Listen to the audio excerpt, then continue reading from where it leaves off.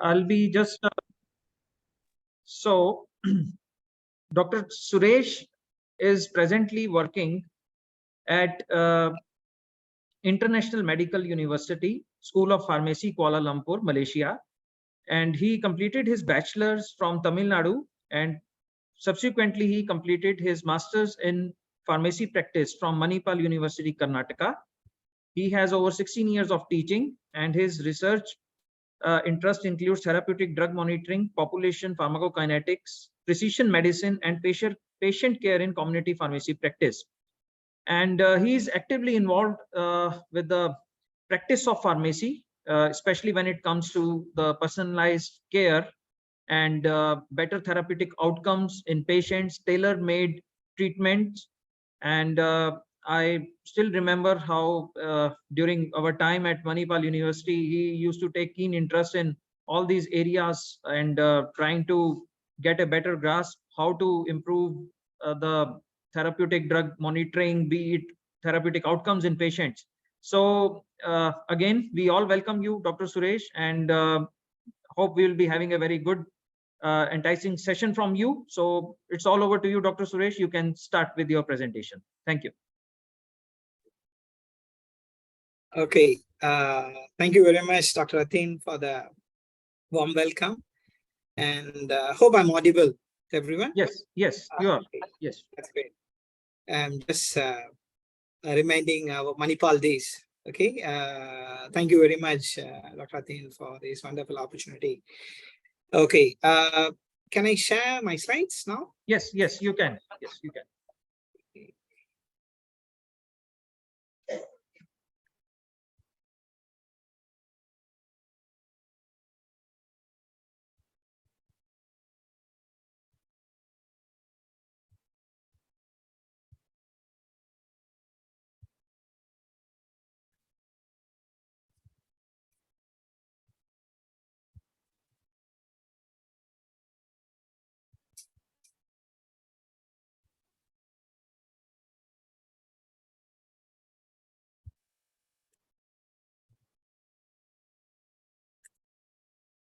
Okay. Dr. Atin, you can see my slides, right? Yes, Dr. Suresh, we can see your slide. First slide is audible. We can see your slide and you are audible also. So you go ahead, please.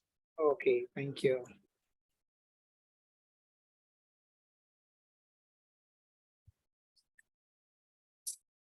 Okay, good morning to everyone. And myself, I'm Suresh. I'm from actually, I think Dr. Atin gave an introduction about me. Currently, I'm working as a lecturer in School of Pharmacy, International Medical University, Malaysia. And currently, I'm attached to Pharmacy Practice Department and also Head of Department. And as I see the topic of this particular program, I thought I should talk something about education, because talking education, you need certain kind of you need a proper audience, and of course this is the best platform, I think, because if we go for any conferences, as a presenter, we can present our research findings. But of course, in this case, it's a faculty development, and this is the most suitable place to share my experience.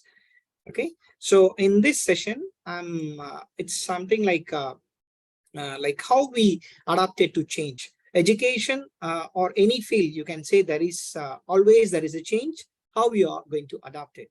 Okay, so in this particular session, I'm going to share my experience, since all of you are teachers, and it's I feel like it's a sharing or a discussion kind of session, I feel. So that's what I thought. I'm planning to share my experience in conducting remote skill assessment.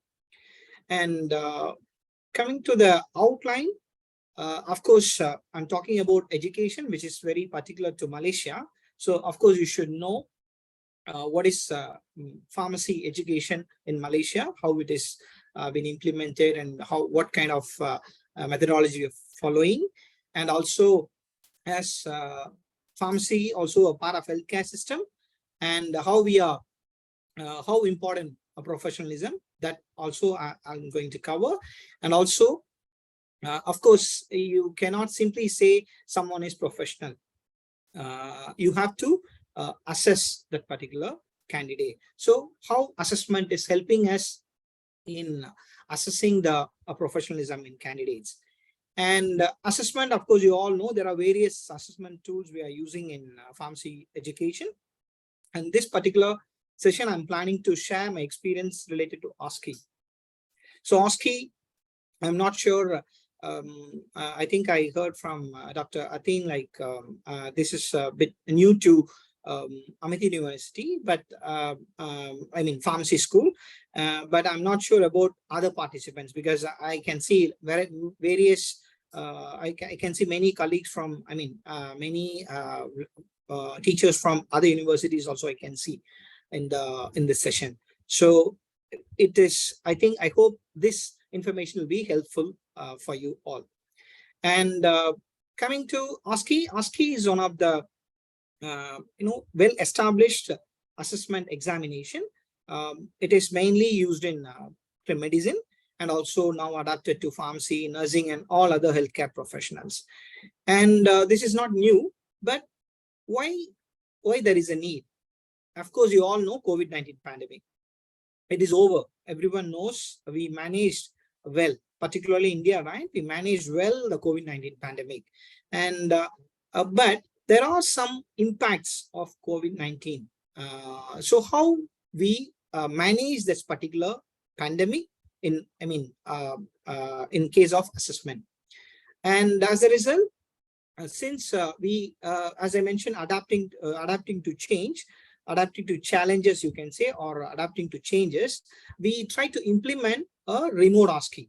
Of course, OSCE is a face-to-face examination. Normally, the students will do this particular, we assess this one in campus, but during COVID and after COVID also, still, until I think this year only, we implement 100% face-to-face. Until last year, we were using partly face-to-face and also online teaching and also assessment. So this year only, we completely, from this September onwards only, in our university, we are following fully face-to-face examinations. So this, the last point is like we developed a remote OSCE method, and we implemented in our School of Pharmacy, and we check the feasibility of this particular method. And also we managed to publish this in Pharmacy Education Journal. So this is about the outline of this particular session. Okay, and may I know how many are from pharmacy practice background in this particular group? I can see 51 participants approximately. Is there any pharmacy practice participants?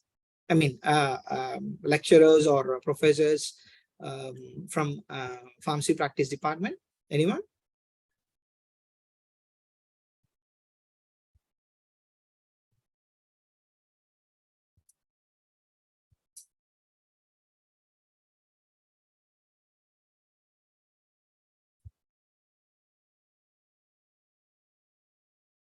Okay.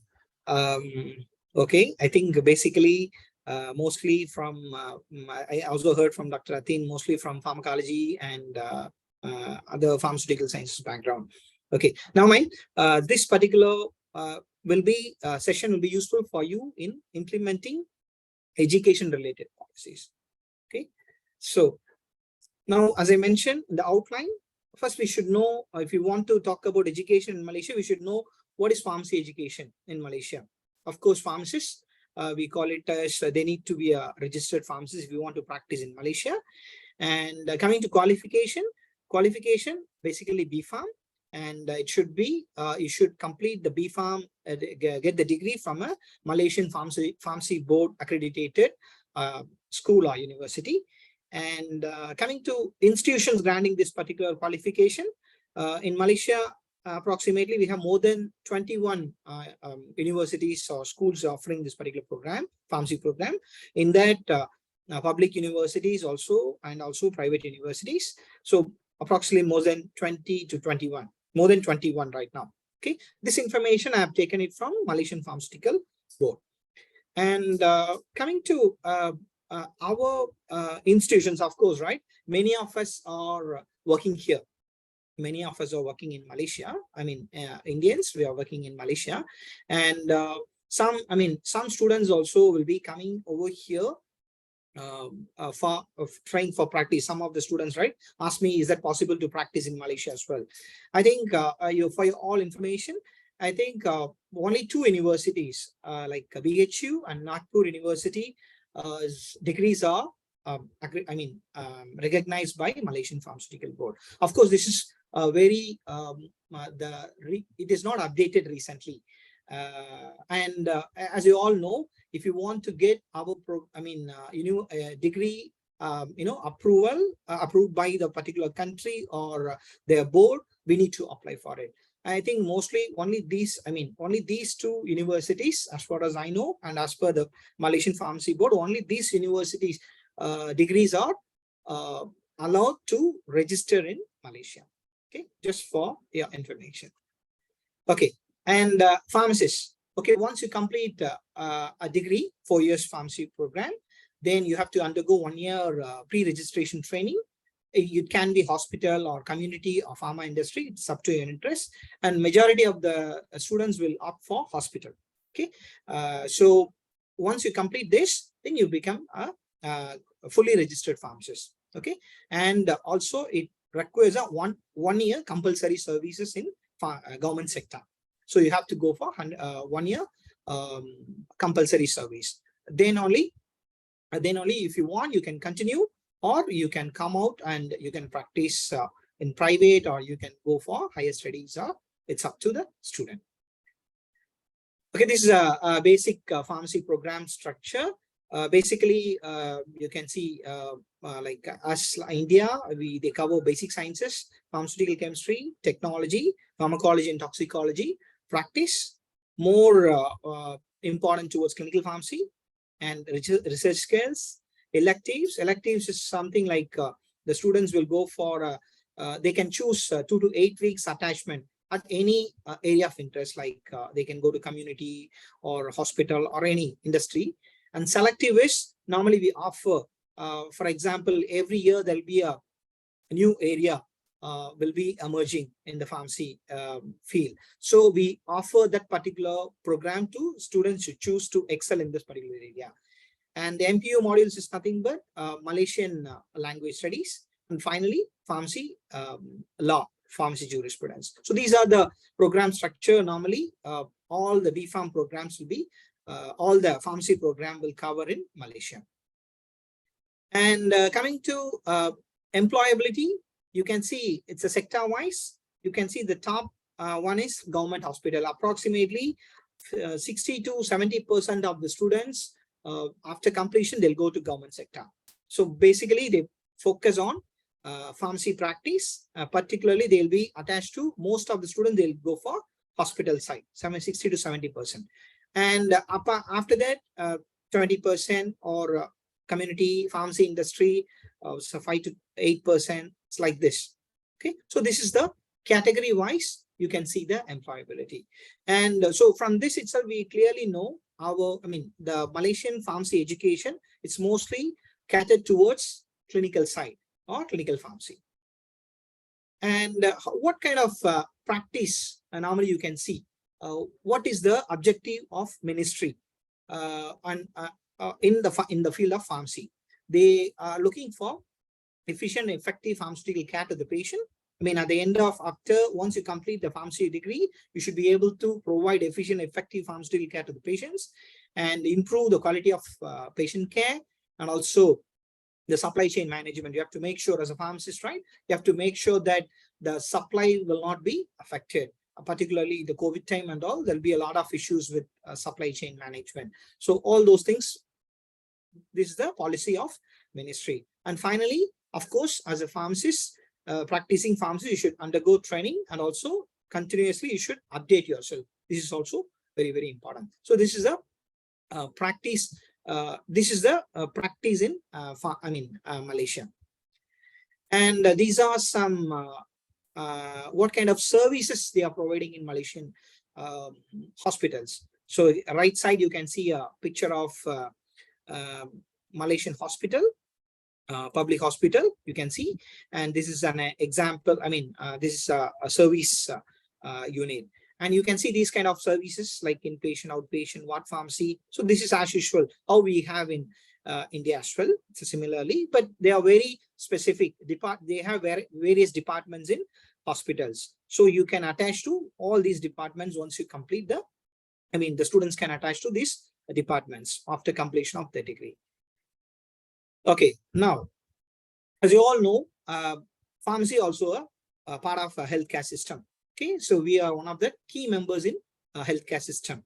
So basically, it is a professional course, and what to say, always if you call you as a professional, or if we call someone as a professional, of course that candidate should be able to show the qualities of that particular profession. It is very, very important.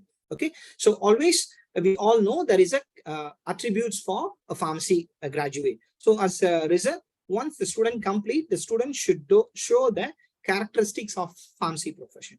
Okay, so how they can show? Only way is they have to demonstrate the traits of a professional. So for example, as a pharmacist means the student should demonstrate the traits of a pharmacist. Okay, and the main thing, and because it is very, very important, they should demonstrate the professional attribute. Otherwise, it is once it come into practice, if they cannot do it, it will be very difficult, or it may affect someone's life or patient's life. So that's why it is very, very important. The student who are completing pharmacy should be able to demonstrate their traits. And why they need to demonstrate? Of course, they have to make decisions in clinical and research settings. If they are going for either clinical, or if they're going to academics or research, they should be able to make decisions. And also, as a professional in a healthcare setting, they should be able to communicate with the patients and also other healthcare professionals such as doctors, nurses, physiotherapists, all healthcare professionals, they have to communicate. And again,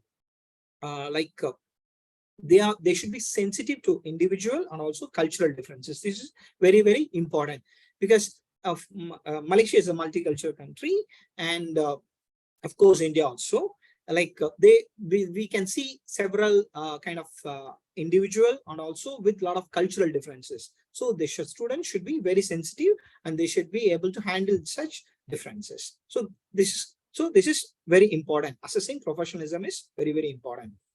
And why?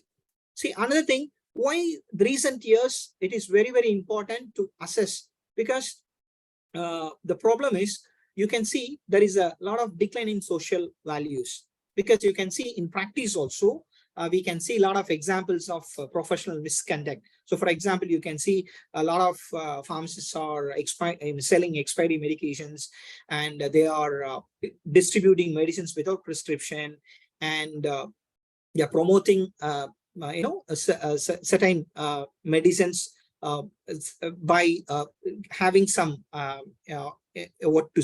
like connections with the pharmaceutical companies and all.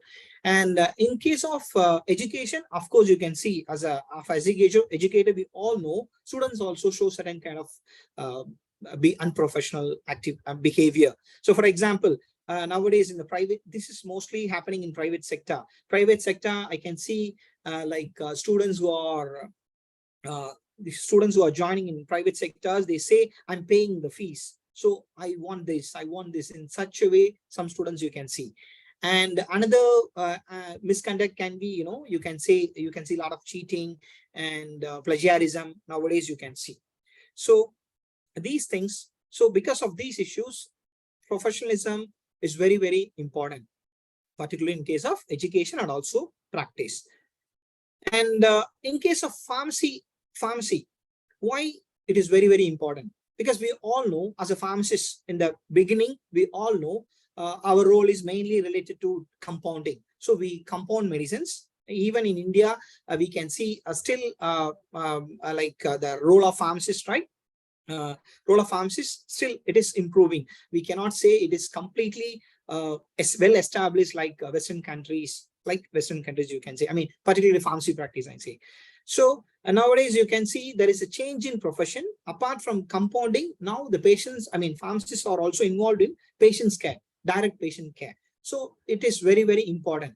So as a result, we have to be very careful whether the student can involve in direct patient care or not. That is very, very important. So how we can teach, I mean, how we can educate student, and also how we can assess this. Definitely we have to implement the professionalism in education, and also we need to assess. That's why how we ensure professionalism among students. Of course, we have to teach them, and also we have to assess them.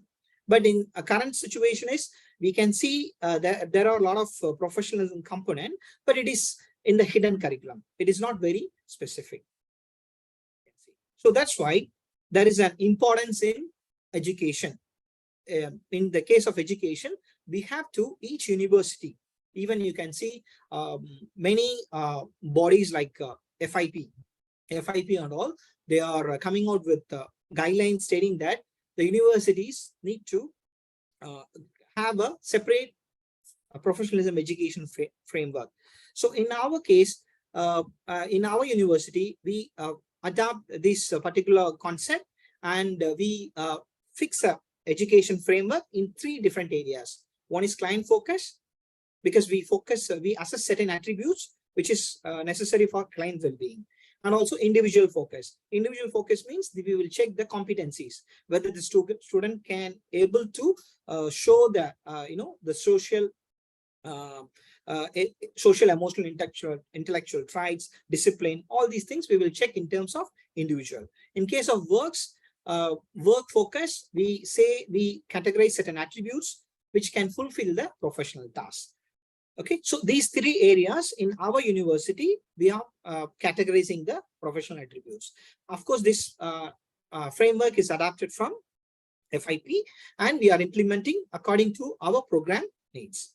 And in this particular slide, I show you only few attributes. It's not, I'm not showing the complete attributes, because considering the time constraint, I'm not showing the complete characters or attributes, but I'm showing certain attributes. So for example, what attributes we are mainly focusing or linking with our pharmacy curriculum. Here in this case, traits such as individual. In case of individual, we see analytical and decision-making skills. It is very, very important, because the student should be able to analyze the data and make the decision.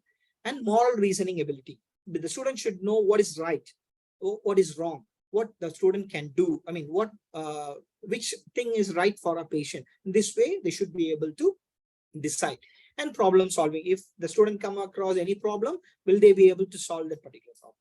In case of client-centric attributes, we selected, for example, effective communications, because of course, as a patient, you have to communicate effectively, and also to show empathy. It is very, very important, because patients means definitely they'll be in a particular suffering, I mean, a state of suffering. So you have to show empathy. It is very, very important.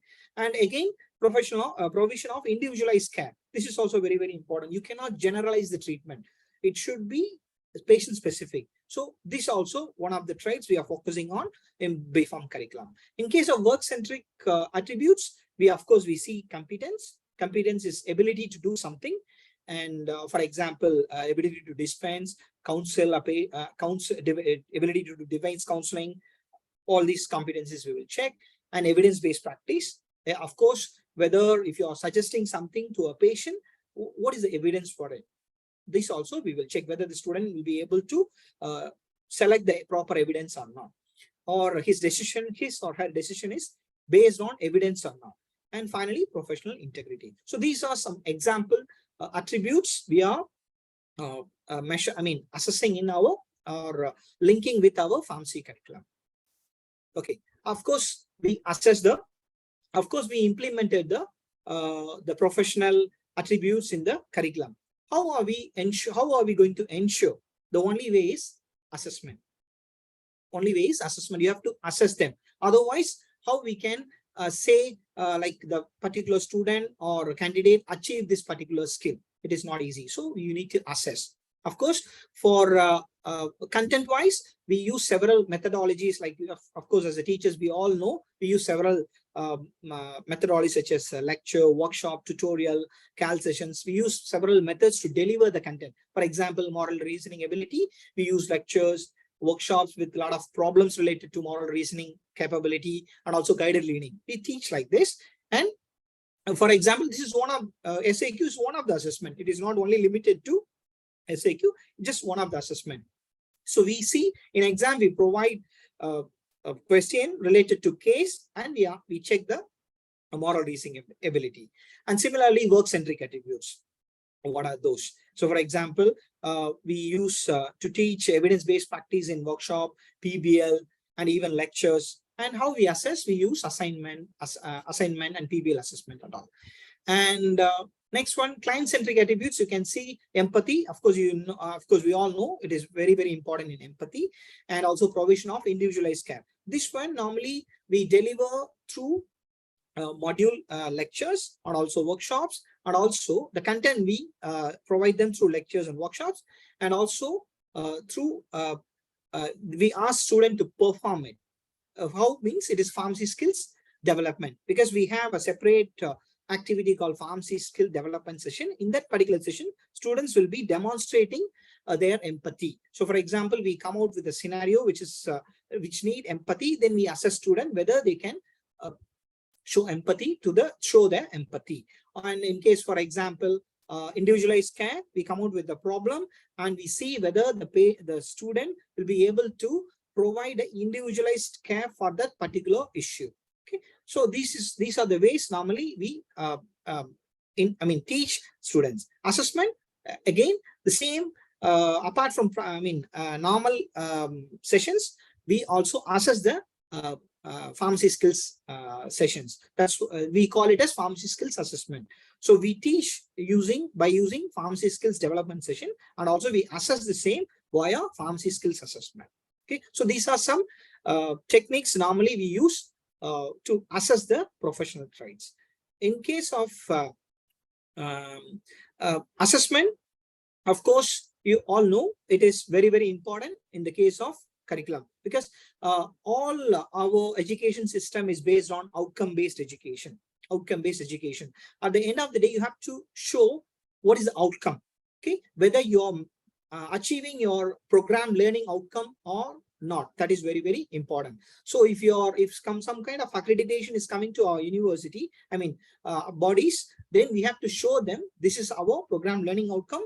This is how we achieve the learning outcome through this assessment and all. So we have to show them. So assessment is one of the integral part of the curriculum. And of course, there are several assessment in pharmacy program. So collectively, we collect the information, and finally we decide whether the student will be able to achieve the learning outcomes or not. And of course, in case of if you call some assessment as a effective learning effective assessment system, of course that assessment should enhance the student learning. That is very, very important. Otherwise, no point in coming out with different types of assessment system. And also it should not be too much burden to the students as well. So always we have to make an effective assessment system so that it can help us to enhance student learning and also provide feedback to the student. This is very, very important. Always when a student performs, we have to provide feedback, then only they can develop themselves. This is very, very important. In all our assessment sessions, either it is formative or summative assessment, we provide feedback. Apart from students, it also helps teachers. As teachers, we need some feedback. How effectively, it is assessing the learning, and it is also very, very important. So we also can, if any issues with the assessment, we can modify.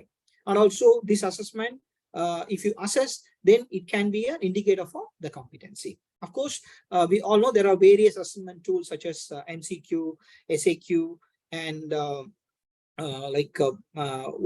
case-based learning sessions, and also OSCE sessions and all. But all these holistically assess the competency of students in different areas such as cognitive, like knowledge, and psychomotor in terms of demonstration, and affective domains, like we can say individualized patient care and empathy and all. You can assess in this particular domain. Okay, now we come to the main topic of today's one, OSCE.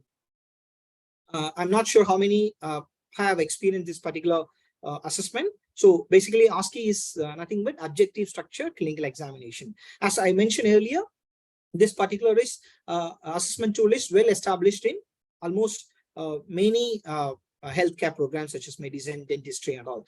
And pharmacy also, we are using this. And this particular assessment system, we use several stations with specific tasks and with the specific criteria. Using that, we assess the students. And basically, we assess, in case of pharmacy, in our school, we assess the communication skill of students and also problem-solving ability and decision-making skills. Communication, like how they are communicating with the patient, and decision-making. So, for example, if a patient, if you provide a patient with a particular issue, and whether they can come out with the decision or not, that one. And patient management abilities. So, for example, some patients may be very anxious, and the condition may be different. So whether the student can manage the patient or not. So these are some kind of scenarios normally we use in OSCE. And in terms of from educator side, it is, of course, it's very resource intensive, because you need a lot of infrastructure, because you need small rooms. So for example, if you use 5 to 8 stations in OSCE, then for example, we need more number of rooms to conduct these sessions.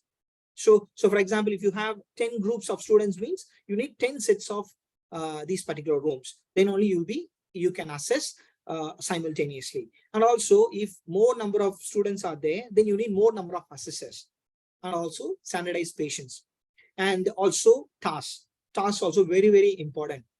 The task should be constructed in a proper way, and it should be robust. So it is this is always OSCE. It's what to say, it's resource intensive, normally we say. And these are some examples of OSCE stations we are in we are following in our university.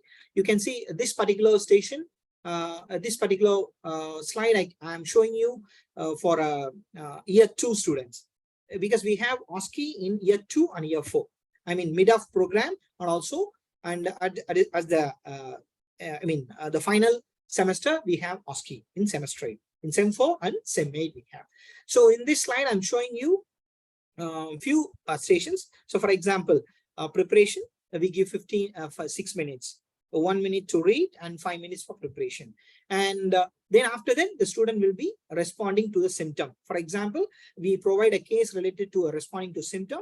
So we give 6 minutes for the student to prepare for that particular station, and the next station, they see a patient and they have to respond. For example, you're coming on with a common flu, common cold. We give information to the student in the preparatory station at this particular station.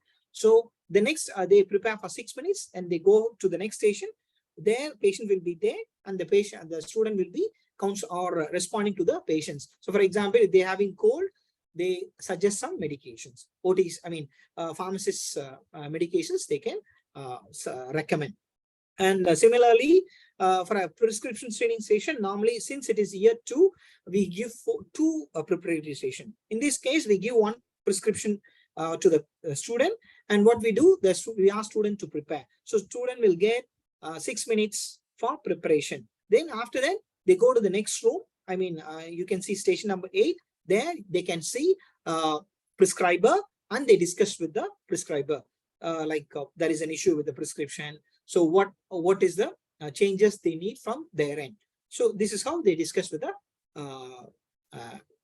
discuss in this particular station.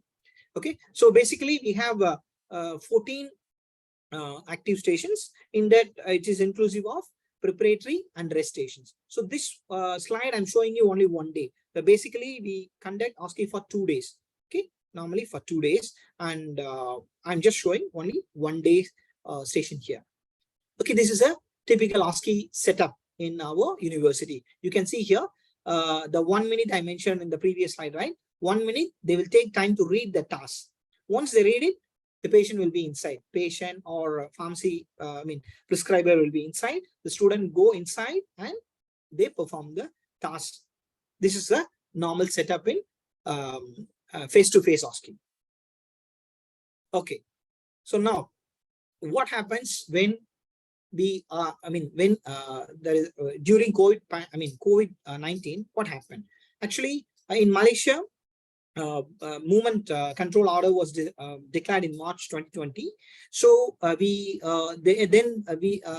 the higher education providers are requested to close the university. Almost everything was closed. So we cannot conduct any classes, or we cannot conduct any activities in university. And then what the government suggested is, they asked us to adapt new techniques to teach and assess the student. Because of course, you all know those who joined in 2020 and they graduated in 2024. 2023, this year they'll be graduating. So for example, whether they are competent or not, it is very, very important.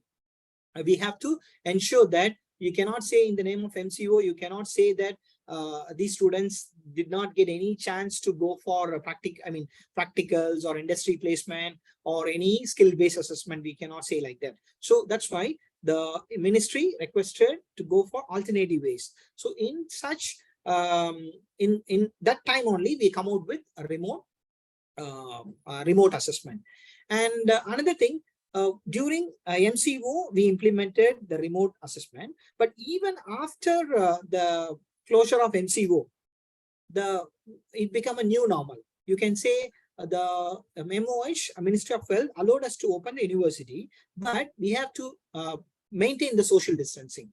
Until this year, we were maintaining that. Until this year, we were maintaining. So meaning is, we cannot, we cannot involve a lot of students in a particular room. So this requires also a lot of, facility and a lot of arrangements. So as a result, what we have done, we try to follow the remote-based clinical assessment, because this one is very, very, OSCE is very, very important. As I mentioned, it is very, very important, because through OSCE only, we assess the competency of a student, pharmacy skills. We assess the pharmacy skills of a student. And another thing, we also implemented remote, but transferability is a question mark, because we cannot compare face-to-face with remote one. So always there will be an issue.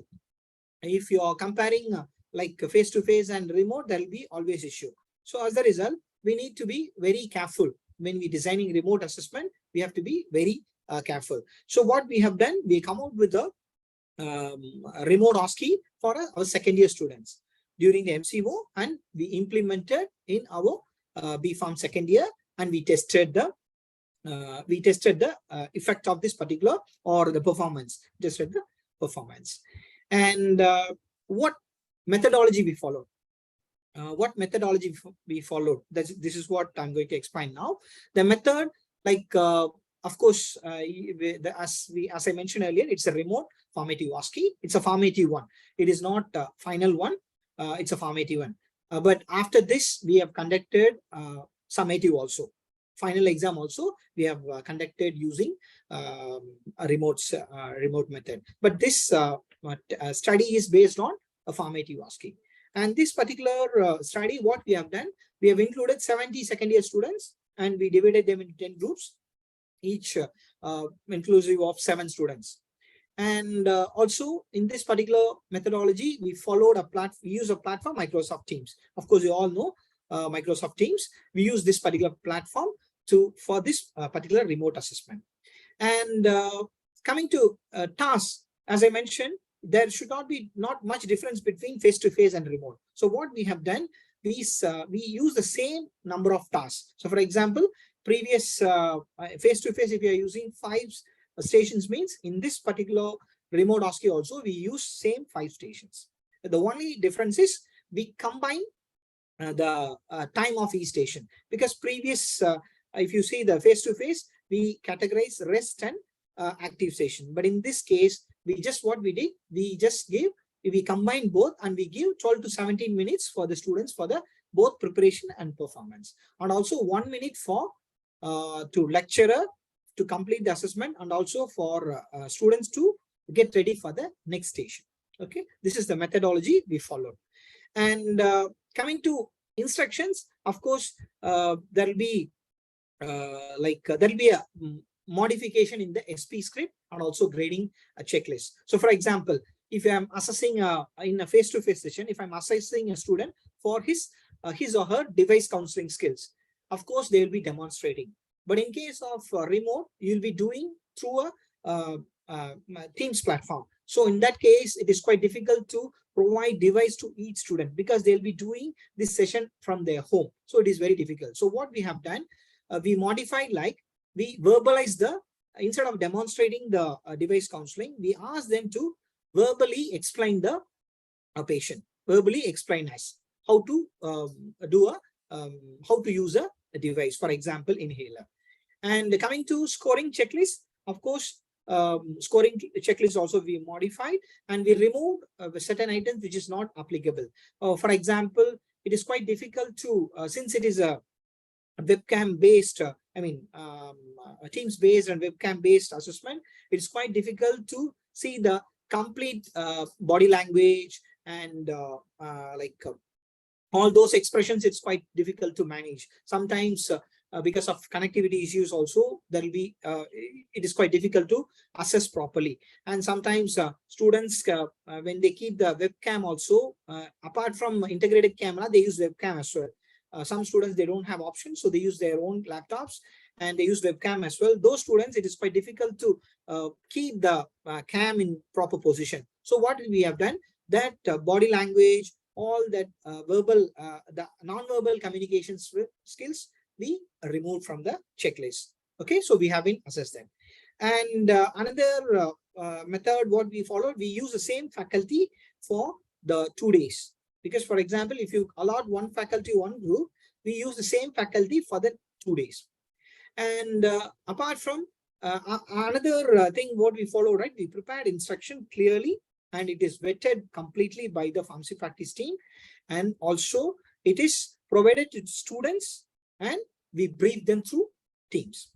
You can see here in this session, you can see here how we what is the process we followed in conducting OSCE in Microsoft Teams. So you can see, as I mentioned earlier, we use 12 to 15 minutes. So first thing, initially the examiner, the briefing will be conducted before this. Briefing will be conducted before this, and at the time of examination, the examiner will send a task. So for example, if the student need to do a device counseling, the examiner will send the task to the student, and student will start preparation.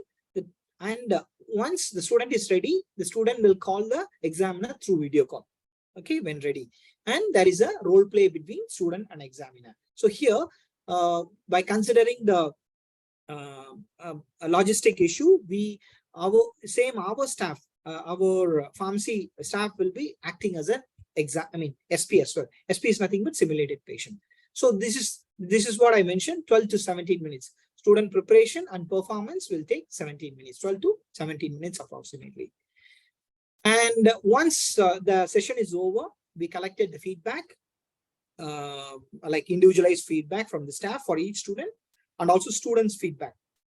After OSCE, we also collected student feedback based on questionnaire. We prepared 8 questions, and after OSCE, we asked the student to answer those. And all those questions are like we use a 5-point Likert ratings, because we all know it's a 5-point Likert, like strongly agree, neutral, disagree, and strongly disagree. So these are the 5-point Likert ratings we use for the survey. And results of this feedback were tabulated and we presented as agreed and disagree, because we categorized together, and along with no response. And you can see the results. Now you can see coming to results, you can see here most of the questions, like most of the, I mean, the questions are related to whether the time is sufficient, because time is very, very important to complete a particular task. So we ask whether the time is sufficient to the student or not, and whether the student be able to, can demonstrate, I mean, perform the skill, and which is required for ASCII station.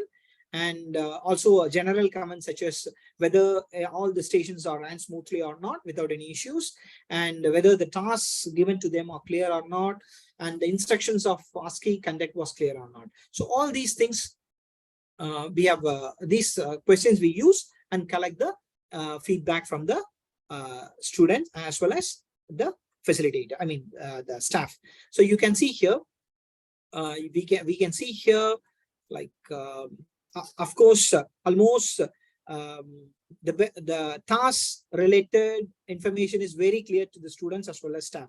100% we got 100%, all they said it is very clear. And the instruction also approximately 95% they said it is clear. Some they are neutral. And coming to smooth, I mean stations running issues, I think major 80% they said everything is good, and 15 approximately 16% they said no, neutral, and 4.5 is not satisfied. I mean they disagree that it is not ran smoothly. Maybe this is like many factors involved that I'll be discussing in the coming slides. And overall, you can see approximately 60 to 80% of the students said the time is sufficient for all the station. Even the lecturers also said the time is sufficient. And concerns. What are the concerns raised by? So we can see the previous slide. You can see some of the disagree statements. So we also check what are the issues among the students and also staffs. The majority said internet connectivity, and also time provided to, some said time provided to complete tasks, and also quiet room is not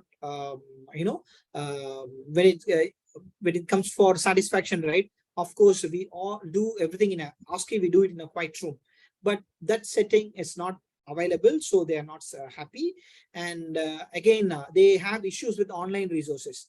I want to tell you here, for any reference, we ask students to use any relevant online resources. So that also, because of internet issues and time issues, some students complain that they have quite difficult to get resources. And some they mention preparation of tasks also issue, because time is a concern. And receiving task instruction, sometimes, right, there is a delay in receiving the task, so that will affect that particular time for students. And some they said we don't know how many are, I mean they raise concern like we are not monitored, so we do not know how many of them are cheating. All those things they raise.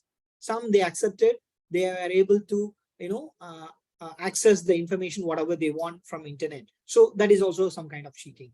And finally, availability of technology. As I mentioned earlier, some majority of the students, they said they have integrated camera, but some they do not have camera in their laptop, so they use webcam. So these are the concerns raised by students. And open, when it comes to open comments and feedback, specific comments, I can say some students, they are not preferring summative assessment for ASCII via online, because they are worried like if there is an issue with internet, then definitely it may affect their marks. And some students are afraid, right, as I mentioned, anyone can cheat. And also availability of suitable devices such as webcam and all, laptop, webcam and all. And in case of faculty, the faculty were happy that they said they can assess the communication skills. Almost all the faculty, they said they can assess. But the only thing what they mentioned is non-verbal communications cannot be assessed. So because this, they mentioned there is a concern that they noticed that some of the students, they do not know video conferencing etiquette. And for example, personal grooming, just like that they attend the session. Because normally in face-to-face sessions, right, we follow attire. They need to come in a proper attire, professional attire. and they will use lab coat and all. I mean, coat, white coat. But in case video, not they did not expect because many students, right, the grooming is not good, and the position also the students are keeping here and there, so it is very difficult. It is taking a lot of time, and also lighting also issue, because the background is not proper, coming a lot of noises and all. So these are the certain issues raised by faculty. But the good thing is the students, initially when we start this particular initiative, many faculties objected that this assessment, the skills cannot be assessed. But once we completed, the majority accepted that we can assess these communication skills. And again, they also come out with some suggestions and challenges also. Some notable challenges, such as we noticed that some staff, right? So for example, if they involve in 2 to 3 stations, they wrongly send the task to stations. So for example, the students need to perform task 1, but the lecturer or the examiner send task 2 instead by mistake, because they need to, when they label it, they made a mistake. So that was an issue. And uploading errors. Many people face issues like internet, due to internet, they are quite difficult to upload it. And also some staff, they mentioned, right, they switching roles is very difficult, because you all know we use only our lecturer to act as a examiner, as also simulated patient. So switching roles is quite difficult. And so what they suggest is, to avoid above errors, they suggested to use additional time. That means give more time to manage this particular issues and all. So these are the comments we received from faculty. Coming to discussion, of course, based on our experience, I can say it is feasible, because we'll be able to assess without a major issue. And the only issue is you need an appropriate infrastructure. This is very, very important, because you need a proper platform. If you are using Teams, if you're using Zoom, you need a proper platform. And also logistic requirements, like you need to prepare a lot of documents, and also you need to convey those messages or the documents and instruction to the students as well as examiners. So it involves a lot of planning. And also you need to do some trial runs. Otherwise, if any issues happen during final exam, then definitely it will affect the students' performance. Finally, it will affect students' grading or marks. And acceptability. That is also because some students are not willing to go for online, because they feel that they may fail if there is an issue with internet, or if they cannot, the examiner cannot see his or her performance at all. And another one, we also notice that communication is very important, because since we made a 200% effect in communication, as the result, you can see almost all students and staff, they mentioned they got the information clearly. All the instructions are very clear to them. And apart from another finding is, in case of faculty, the faculty also, even though we are having experience such as 10 to 15 years in teaching, but whenever there is a remote based or IT based assessment, definitely they should have some technical knowledge in handling Microsoft Teams on any other platform. It is very, very important. And also they should know their roles. That is also very, very important. And in case of students, of course, students should know how the process occurs, because face-to-face is different, remote is different. So they should know how the process will flow. What is the flow of the process? This is very, very important, and they should get clearly what they need to do. So these are the things, it's very important, and we find out from our study. And the challenges, of course, as I mentioned earlier, we haven't assessed the non-verbal communication, because it is quite difficult to, as I mentioned earlier, it is quite difficult to check the body language and all, because of camera position and time constraint and all. So we excluded that, but in future assessment, we need to consider that, because it is very, very important. Non-verbal communication is very, very important. And another thing, whether it was quite difficult for us to check whether the student can access the credible sources or not. That is also very, very important, because if you Google it, you will get a lot of information. But whether it is credible or not, that is very important. But we don't have opportunity to check the credibility of the reference students use for the this particular exam. And another one, this is unproctored, because no one is there to monitor. Only whatever we can see in the web camera, only we can based on that only we can do assessment. If any other kind of cheating, right, it is quite difficult. If they have notes with them also, it is quite difficult to identify. It is not easy. And coming to contingencies and backup support, of course, we already had a contingency plan. If any issues, we were planning to use that. So for example, any internet issues with Teams, so what we use, like we use WhatsApp, because examiner, we provide the examiner's WhatsApp number to the student, then they can do a video call. So we did that. But still, if internet is an issue, then even WhatsApp call will not work sometimes. And the manpower issues. So for example, if you are using a larger cohort, it's quite difficult to come with number of groups. And also you need a lot of examiners and also SPs. And another issue is a role of faculty. You need to switch examiner and simulated patient or prescriber role. So that also created some kind of challenges when we conduct this particular study. And the most important is ASCII, as we discussed earlier, it's a we measure the competence of a student pharmacist. But in the case of on-site or remote ASCII, it is quite we need to see the reliability and validity of the score, because we are comparing, you're saying on-site ASCII is equal to remote ASCII. So if you do that, you need to do some kind of reliability and validity testing of the scores. It is very, very important. So I think for final exam, we have done that as well. And finally, I would say in conclusion, of course, change is the only thing will never change in our life. Of course, as educators, we need to adapt to changes. That is very, very important. And always there is a what to say, there will be a lot of challenges or unforeseen circumstances will occur in future. Also, it happens in the past as well. The recent evidence is COVID. So we have to get ready. As an educator, we have to get ready and we have to adapt to the changes.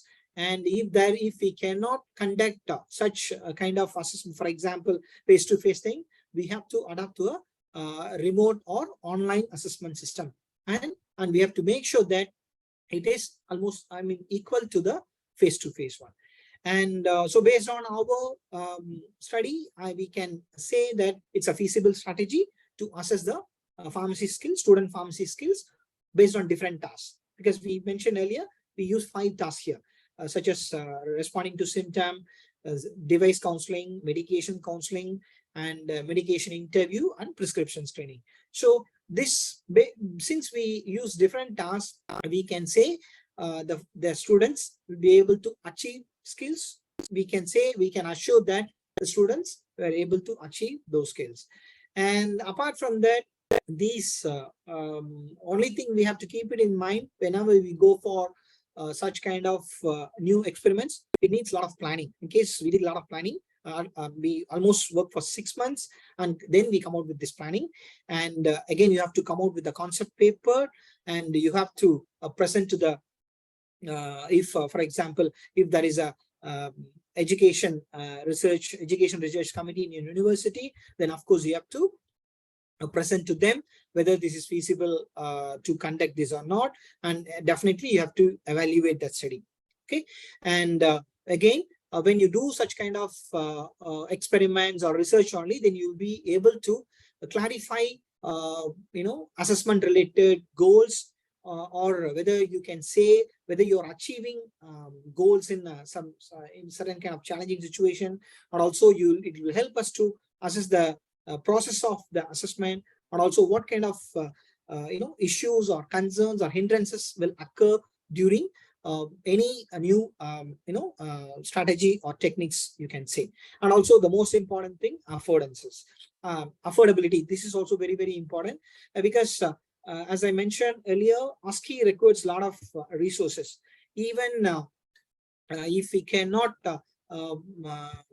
even we can see some of the universities now, they're using in Malaysia, some of the universities still they are using online assessment for assessing the pharmacy skills, because the facility, you need a well-established university, they'll be having a separate clinical skills facility. But new universities or new schools, they don't have this. So this is one of the best option to assess the pharmacy skill.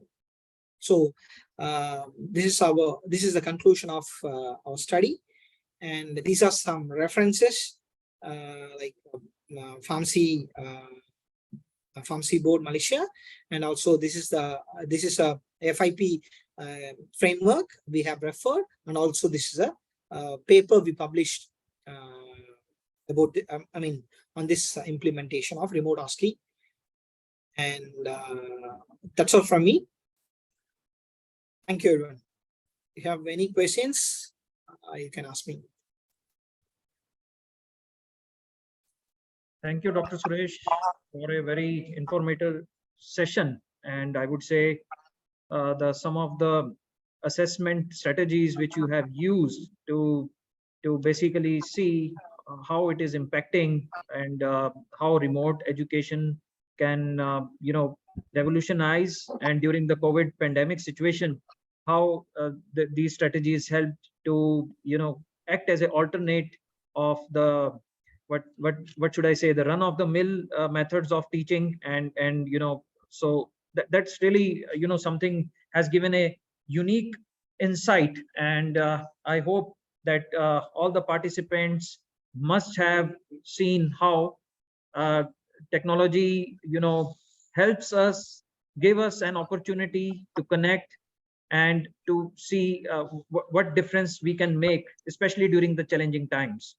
So thank you again, Dr. Suresh. There are few queries which are there, and one question is which has been asked by Sachin Yadav. He's saying that how you have evaluated basically the transferability of the online conduct during the time period, because you touched on this subject during your presentation. So how did you assess that, like when you are like giving the inputs?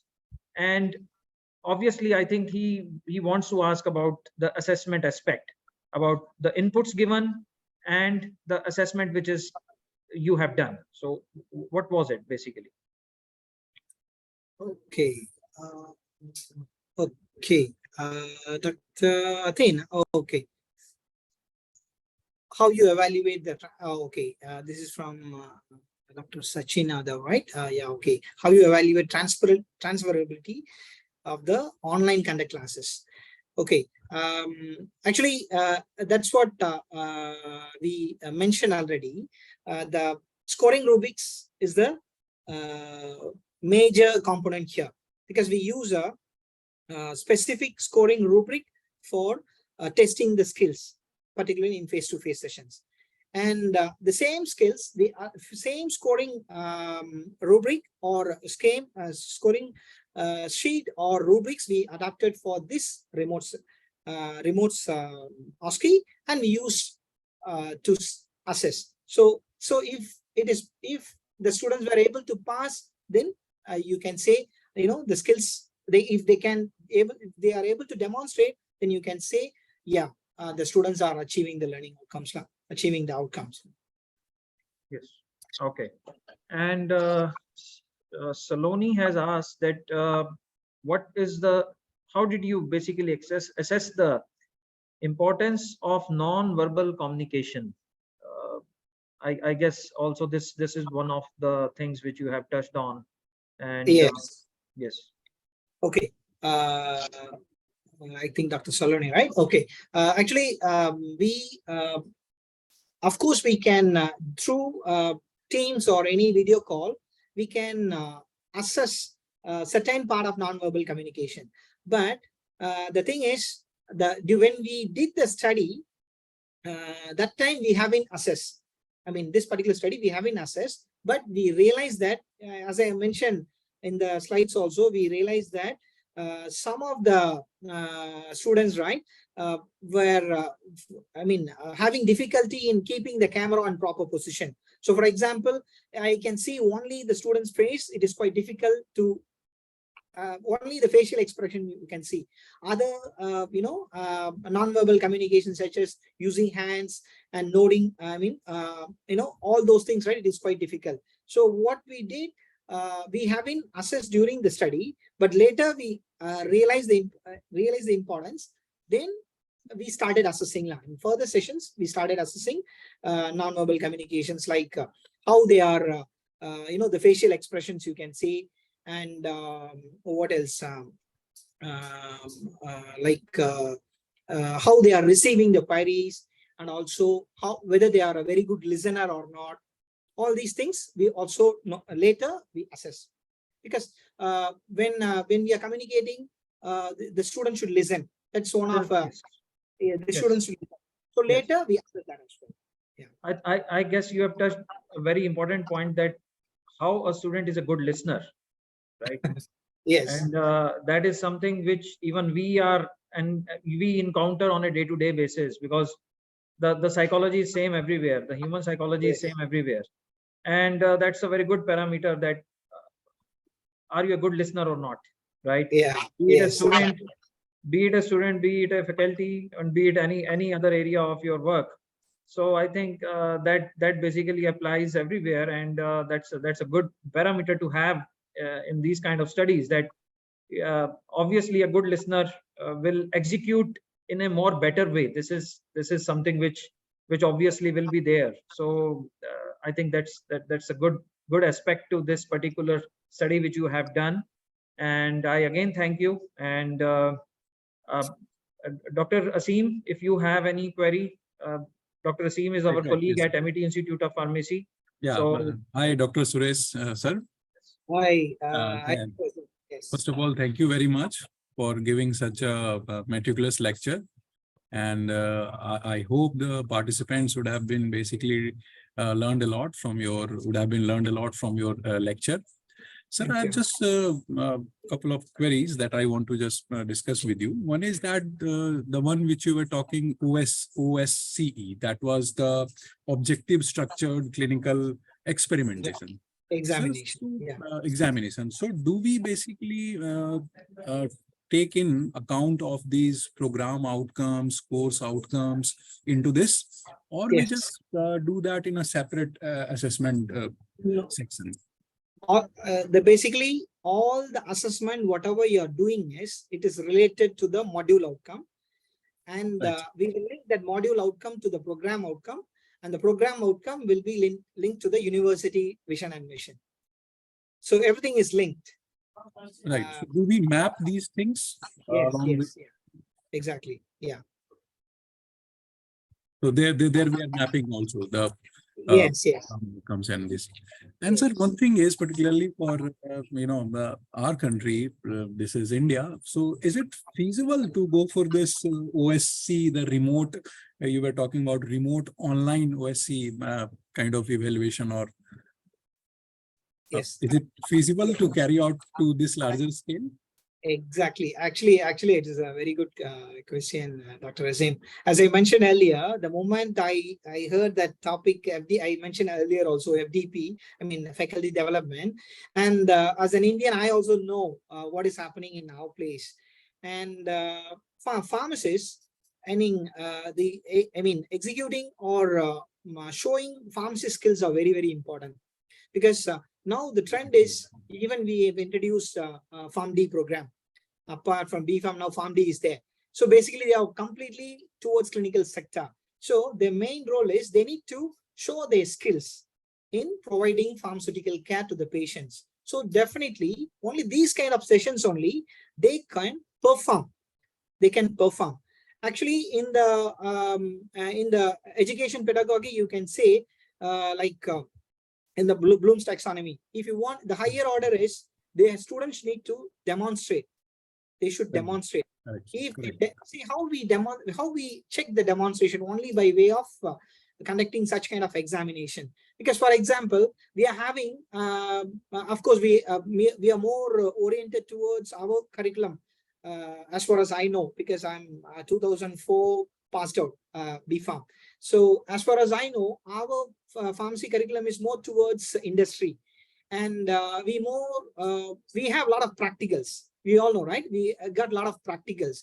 Of course, we have practical examination, but pharmacist, if you see, is a part of important part of a healthcare system. So if you do not assess his pharmacy skill, then it is quite difficult for them, to perform in real setting. No way you can assess. Nobody knows.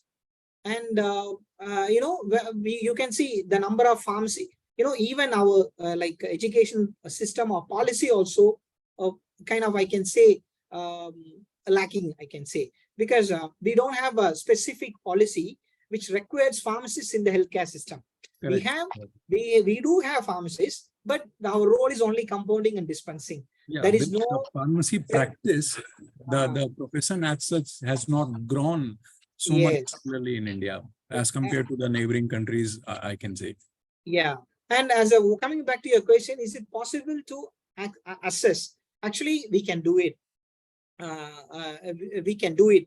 Like it is very similar to practical examination, how you are conducting practical examination, right? Even we can assess if you're not having a very good infrastructure like closed room, even you can do it in an open ward setting. You can make a big hall and put some curtains like hospitals, right? We have a general ward, right? In hospitals, the pharmacists or doctors, they go to open ward and also providing care. Similarly, we can create such kind of setup and we can do it in our setup. And before going to that, what we can do, we can conduct like remotely also. You can use Teams or any online platform, and you check and see whether it is whether the student can cope up, faculty and students can cope up with the things or not. Because as I mentioned, the change is the only thing. It's quite difficult. Many will not accept. Right. Even when it comes to me, I thought, why, how it is possible, whether we can assess, but it is possible. We have to adapt to the changes, and also we have to evolve as an educator. It is very, very important. And for India, it is very, very important. We should come up with some policy, and that policy should implement in all the universities, like how we are coming out with framework, education framework. So if you have pharmacy profession, you should have these traits, you should have these characters. How you show how a university can say my student coming out, so for example, my university, one student is coming out means how I have to prove my student can show these traits. They have to show by this kind of examinations only. That's the only way we can do it. Otherwise, written examination and all will not work, because that is, again, you're checking the knowledge, and also, cognitive one. Again, one or another way, you're asking them to check the cognitive knowledge, cognitive domain only. We are not checking psychometer. Of course, psychometer only for practicals, like handling test tube, burette, all those things.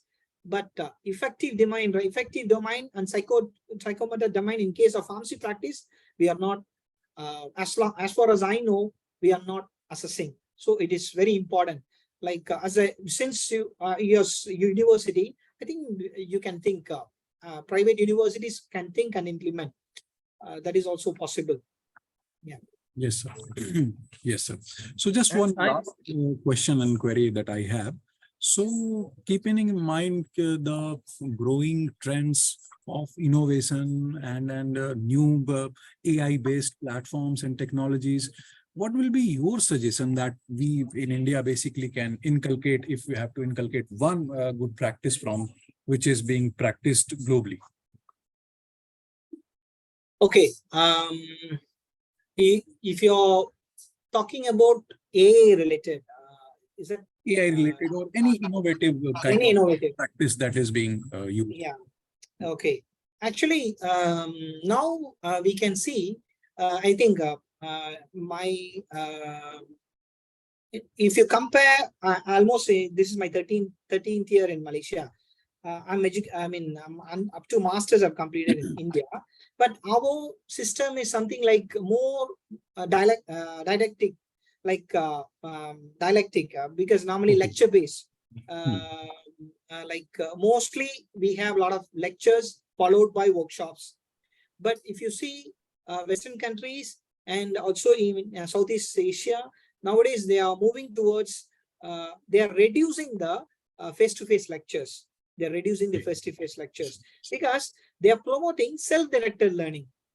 They're promoting self-directed learning. So self-directed learning, always there is an issue because you cannot upload some documents and you cannot ask students to read. Right, sir. Definitely nobody will read. Nobody will read. So what they are coming out with, they are coming out with some new learning platforms. So for example, micro-credential course. So what they do, now what do we do? What we do, for example, I'm more towards clinical pharmacokinetics. So what I do, students having more, they have some issues with understanding the basic concepts of pharmacokinetics. What we do, I create some videos using, graphics and information from AA, and I prepared a small videos and I will upload. So when the students start using it, they feel it is more interesting. So definitely it will create some kind of curiosity among them. And since the younger generations, right, they are more towards IT. So if something related to software and simulation, they'll be more interested. So such tactics, right? Such tactics will initiate self-directed learning, because self-directed learning is very, very important for a healthcare professional, because then only they can update themselves. Otherwise, they won't update. So what they do, they just read whatever you're giving during lectures and they will memorize and they will write the exam. But we are encouraging self-directed learning. So they should learn by themselves in the university. Once they go out also, they will look for new information. They can update themselves. So they have, even in practice also, right, we have students, they come out with their own methodology, how to improve patient compliance, many things they have seen. So A is very, very important. But the only thing is, A issue is how extensively you are using, the students are using, that is also very, very important, A. Because A, right, plagiarism is the most, what to say, difficult part currently we are facing. Because it is quite difficult to, of course we are using Turnitin, but the thing is, students, if they put a hint, they will get a lot of ideas. So it is, everything is AI generated. Everything is AI generated. Then how are we going to think? That is also matters. So certain areas you can use AI, not completely. Particularly for assignment and all, right? If students start using AI, then it will be difficult for us. They put everything in the chat GPT or something, and they get the complete assignment proposed. Even I have seen students are coming out with proposals, coming out with research proposal, new ideas. So that we have to see carefully. You need a proper monitoring system, because in our university we have a separate unit for teaching and learning, and they monitor all these assessment. A separate unit for also assessment as well. Separate unit for assessment. They monitor these all the simulations and AI generated documents and all. They will monitor. We have SOPs in place to overcome such issues which I mentioned earlier. Right. Thank you, sir. Thank you very much. Yes, Dr. Atin, over to you, sir. Thank you, Dr. Suresh. And I hope you have just touched on the point of demonstration skills. I think it is equally applicable for the student, not only who is looking to work as a clinical pharmacist, but I believe these skills helps to land a job in industry also. So both ways, if we see, the demonstration skills play a very critical role. And the second aspect which you have just touched, which Dr. Asim has was discussing it with you, I found out that you have touched upon the original ideas and the ability to rephrase and write, right? and how students, these days are using some softwares to write and complete their assignments, and the ability to write maybe a small paragraph is something which I feel should be there with some original inputs. Doing some surveys and completing the inputs, I think that is something equally important, and I think this should be a pan spectrum thing, not only pertaining to the clinical pharmacy students or clinical pharmacist education.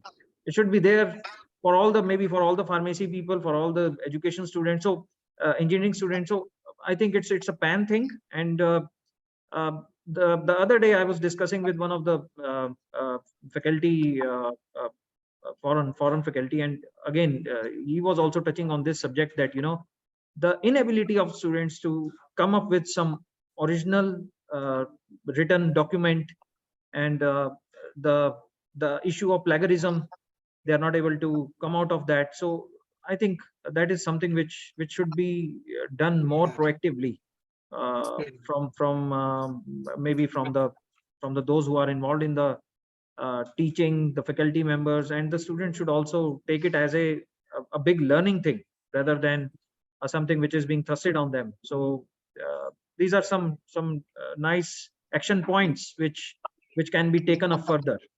Yes. Yeah, just to add, Dr. Atin, that's why we have this professional education framework, right? These particular attributes, right? They are very, very important. So if the student failed to achieve some of these attributes, right, then definitely we see overall whether the student is fit to practice or not. So we have a component also, fitness to practice.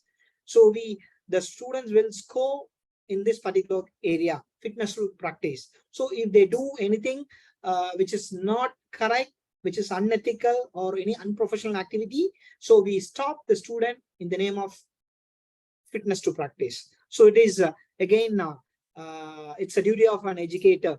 It is a duty of an educator to stop the student which is unfit to practice. That is also very, very important. So if you come across such things, right, you have to do it. So that's why, as I mentioned to Dr. Azim, we need a system, monitoring system, separate system to monitor all these things.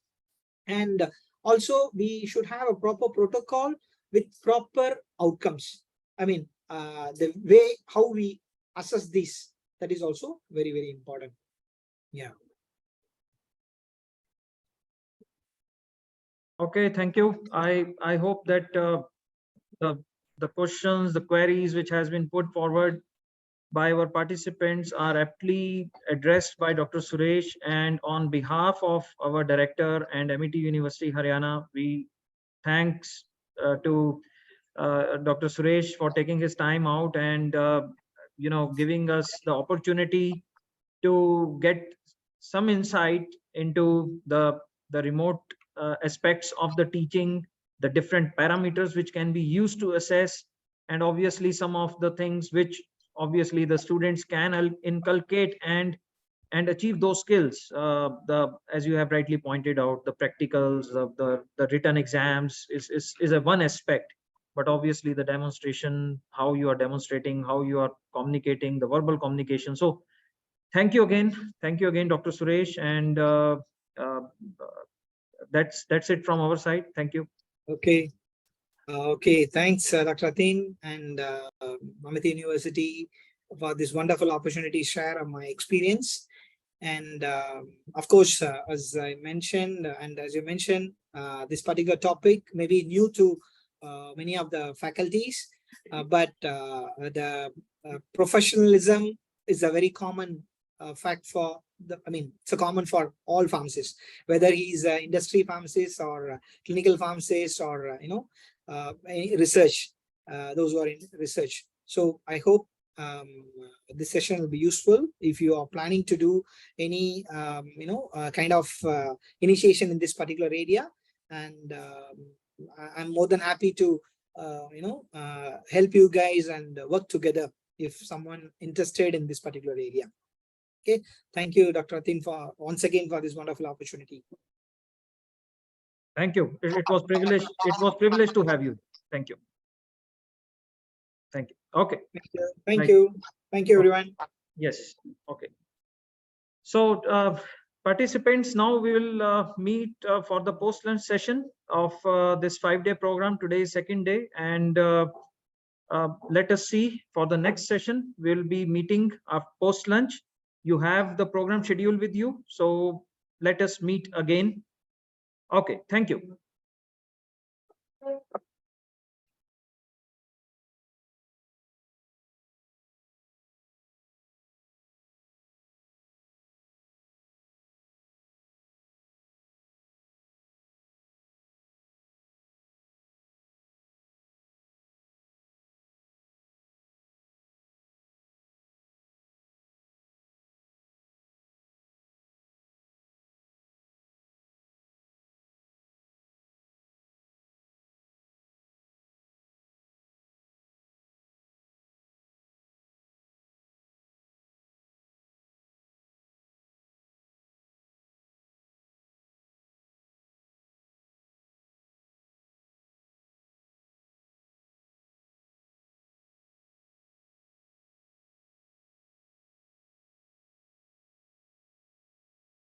Of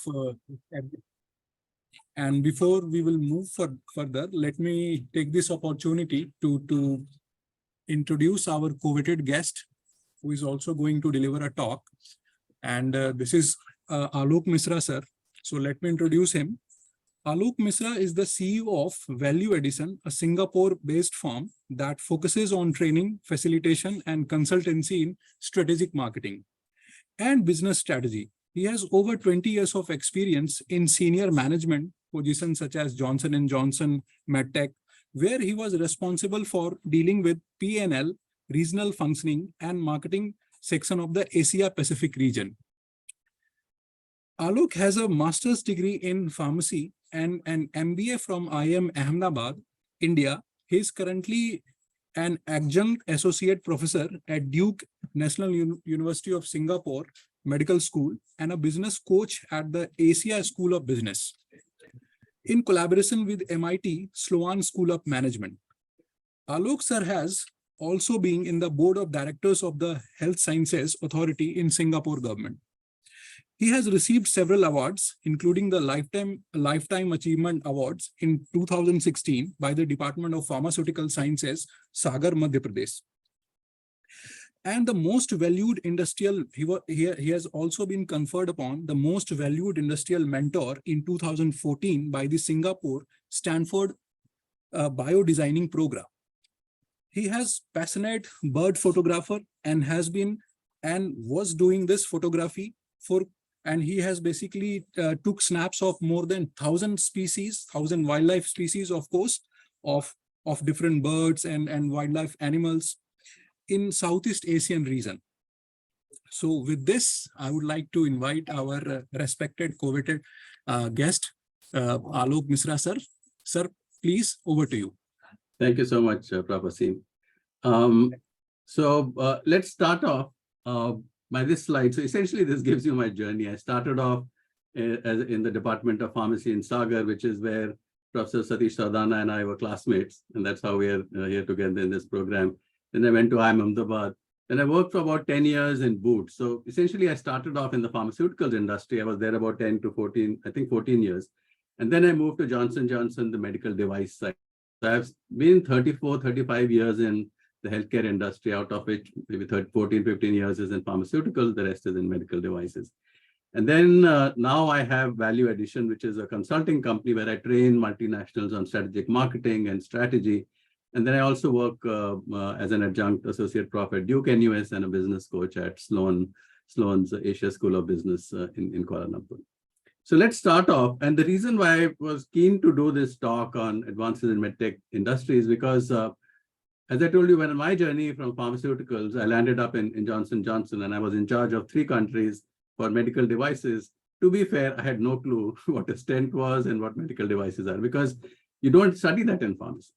But today's world is such that we need to know all of that. And I will go through many of the reasons why this is important to us, because quite frankly, we don't know where our students will land up. I mean, they might end up being regulators. They might end up being drug controller of India. And therefore, they have to have a much wider scope of understanding than sometimes what we have in BPharm. So I will go through this. And of course, at the end, or any questions you have, please let me know so that I can answer that. So Dr. Asim, one question, what is the time frame? Now it's 5 o'clock. So we go on till? Sir, this lecture will continue up to 4:30, sir. 4:30 your time. So it will That be includes the Q&A session also. right. Got it. Okay. So let me start off and let me know. So it's about 1 hour from now. Yes, sir. One and a half hours. 1.5 hours. Okay, good. Right. Okay, so let's start off. Essentially, the first slide I wanted to show you is about the agenda. So I'll go through the industry overview, largely about what medtech looks like, what healthcare looks like. Then I'll look at some of the trending medtech innovations, which today, if you look at maybe 10 submissions, I sit in many committees where we give grants for people to become entrepreneurs and all of that. Out of 10, at least 8 will be in robotics and artificial intelligence and telemedicine and things like that. So I'll look at some of that and the reasons why these are taking off. And then also go into some of the challenges and opportunities in medtech, very specifically around the area of innovation, around patient access, and also the upcoming concept of value-based healthcare, which I can talk to you about. So let's start with the industry. Now, this is the overall health care industry. So why I put up this slide, it is $9 trillion globally. So we are in a good business. At the end of it, this is a need, or that of treating patients, which is going to be there for a long time. And it's really big. But the other aspect of this is it is $9 trillion, which is a significant chunk of money for the world. And therefore, people will be looking at us to innovate, especially in developing markets, as to how can we reduce this? How can we create medicines which are more effective, medicines which are cheaper? And of course, India has done its bit. It's called the pharmacy of the world. And I know that a lot of your students are responsible for doing that. Now, this is one of the slides which tells you why slowly the market is moving more towards surgical care. Because as people grow old, they need surgery. I mean, when you're below 40, 50 years, most likely, unless you have an accident, you don't need any surgery. But as you start growing older, your knees, your back, all those things, cardiac problems come. And this is what's going to happen. You have I've taken China, India, and US, and compared the charts between 2020 and 2060, what's going to happen. So India is right now pretty young population. See, most of the people around, 30, 34, 20 to 24, that is where the bulk is. But in 40 years time, you find most of them are above the age of 50, 60 years. So therefore, this market of medtech, the market of surgery, the market of hospitals, or the business of hospitals is going to continue to grow and increase. And therefore, it will become increasingly important for us to look at it. Because this does take away a lot of expenditure, and from poorer people, it becomes quite a challenge for them to do. And this is the trend which is going up. You can see lower middle income and lower income companies. Everyone is going up, but they're of course at a lower rate of healthcare spending. Part of it is because they have lower prices. Part of it is because they don't have so much money to begin with. But high income countries are much higher, up to 8-9% of their GDP goes into health expenditure. But you see the sharp increase between 1919 to 2020, and a lot of this has to do with COVID and what needed to be done during the pandemic. Now, this one gives you an idea of the national health expenditure, what it looks like. And I wanted to put this in perspective because sometimes people start thinking that, oh, all the money goes into pharmaceuticals or devices and things like that. And then you realize that in that gray piece, the pharmaceuticals is about 9 to 10%. So when it comes to cost of healthcare, we need to know this. Yes, pharmaceuticals are important, but there are other areas in healthcare which also need to get more cost effective. And sometimes the pharmaceuticals we bring in, though they look expensive, they actually decrease costs in other areas. So if something took, I don't know, earlier, like for example, tuberculosis took like 1.5 years to treat, and now if it can be treated in 6 months, though the medicine is expensive, the actually time taken has brought down the amount of service and things which have to go into the patient. So it's important to look at these because it gives you a perspective on where the costs are, and they're not all in drugs or in devices. Now, when you talk about medical devices, this is a very broad area, right? So this is what it looks like when you look at the definition of it. So these are medical technologies when we talk about. They are medical devices being things which are used during surgery. They're in vitro diagnostics, they're imaging equipment, their e-health solutions used to diagnose, monitor, assess predispositions, and treat patients from a wide variety of conditions. So therefore, these are a very wide range of things, from lenses to smartphone dongles to cardiac implants to blood glucose monitors, MRI scanners. So this is one big difference between pharmaceuticals and medical devices. You will not find, if you put your pharmaceuticals here, they will not look as complicated as this. On one side, you've got, the in vitro diagnostics on top. Then you've got stents, which go into arteries. Then you've got this massive MRI in which people go into.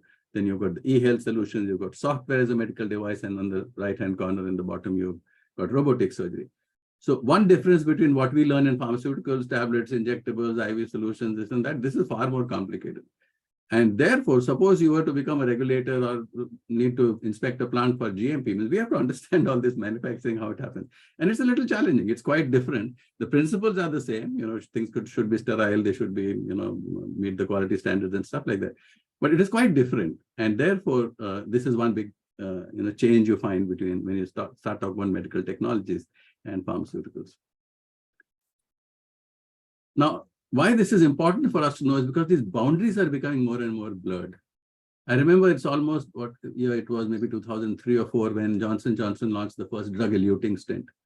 And that was a stent which would take a long time to manufacture. So you first made the stent, then it went to the pharmaceutical plant to get coated. Then you have to check whether the coating is right, because that was a sirolimus eluting stent.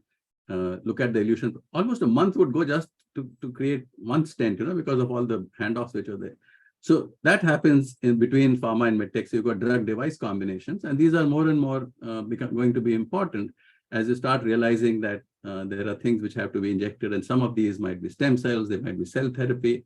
I know of some great work going on in back of the eye, retinal therapy, where yes, you have the factor which is needed to repair the retina, but to put it inside, you need a device. So we will need to understand all of this. And when you talk about pharmaceutics, it is not just making a nice tablet or something. It is understanding how this delivery form is going to work, right? So therefore, the boundaries are getting blurred between pharma and medtech.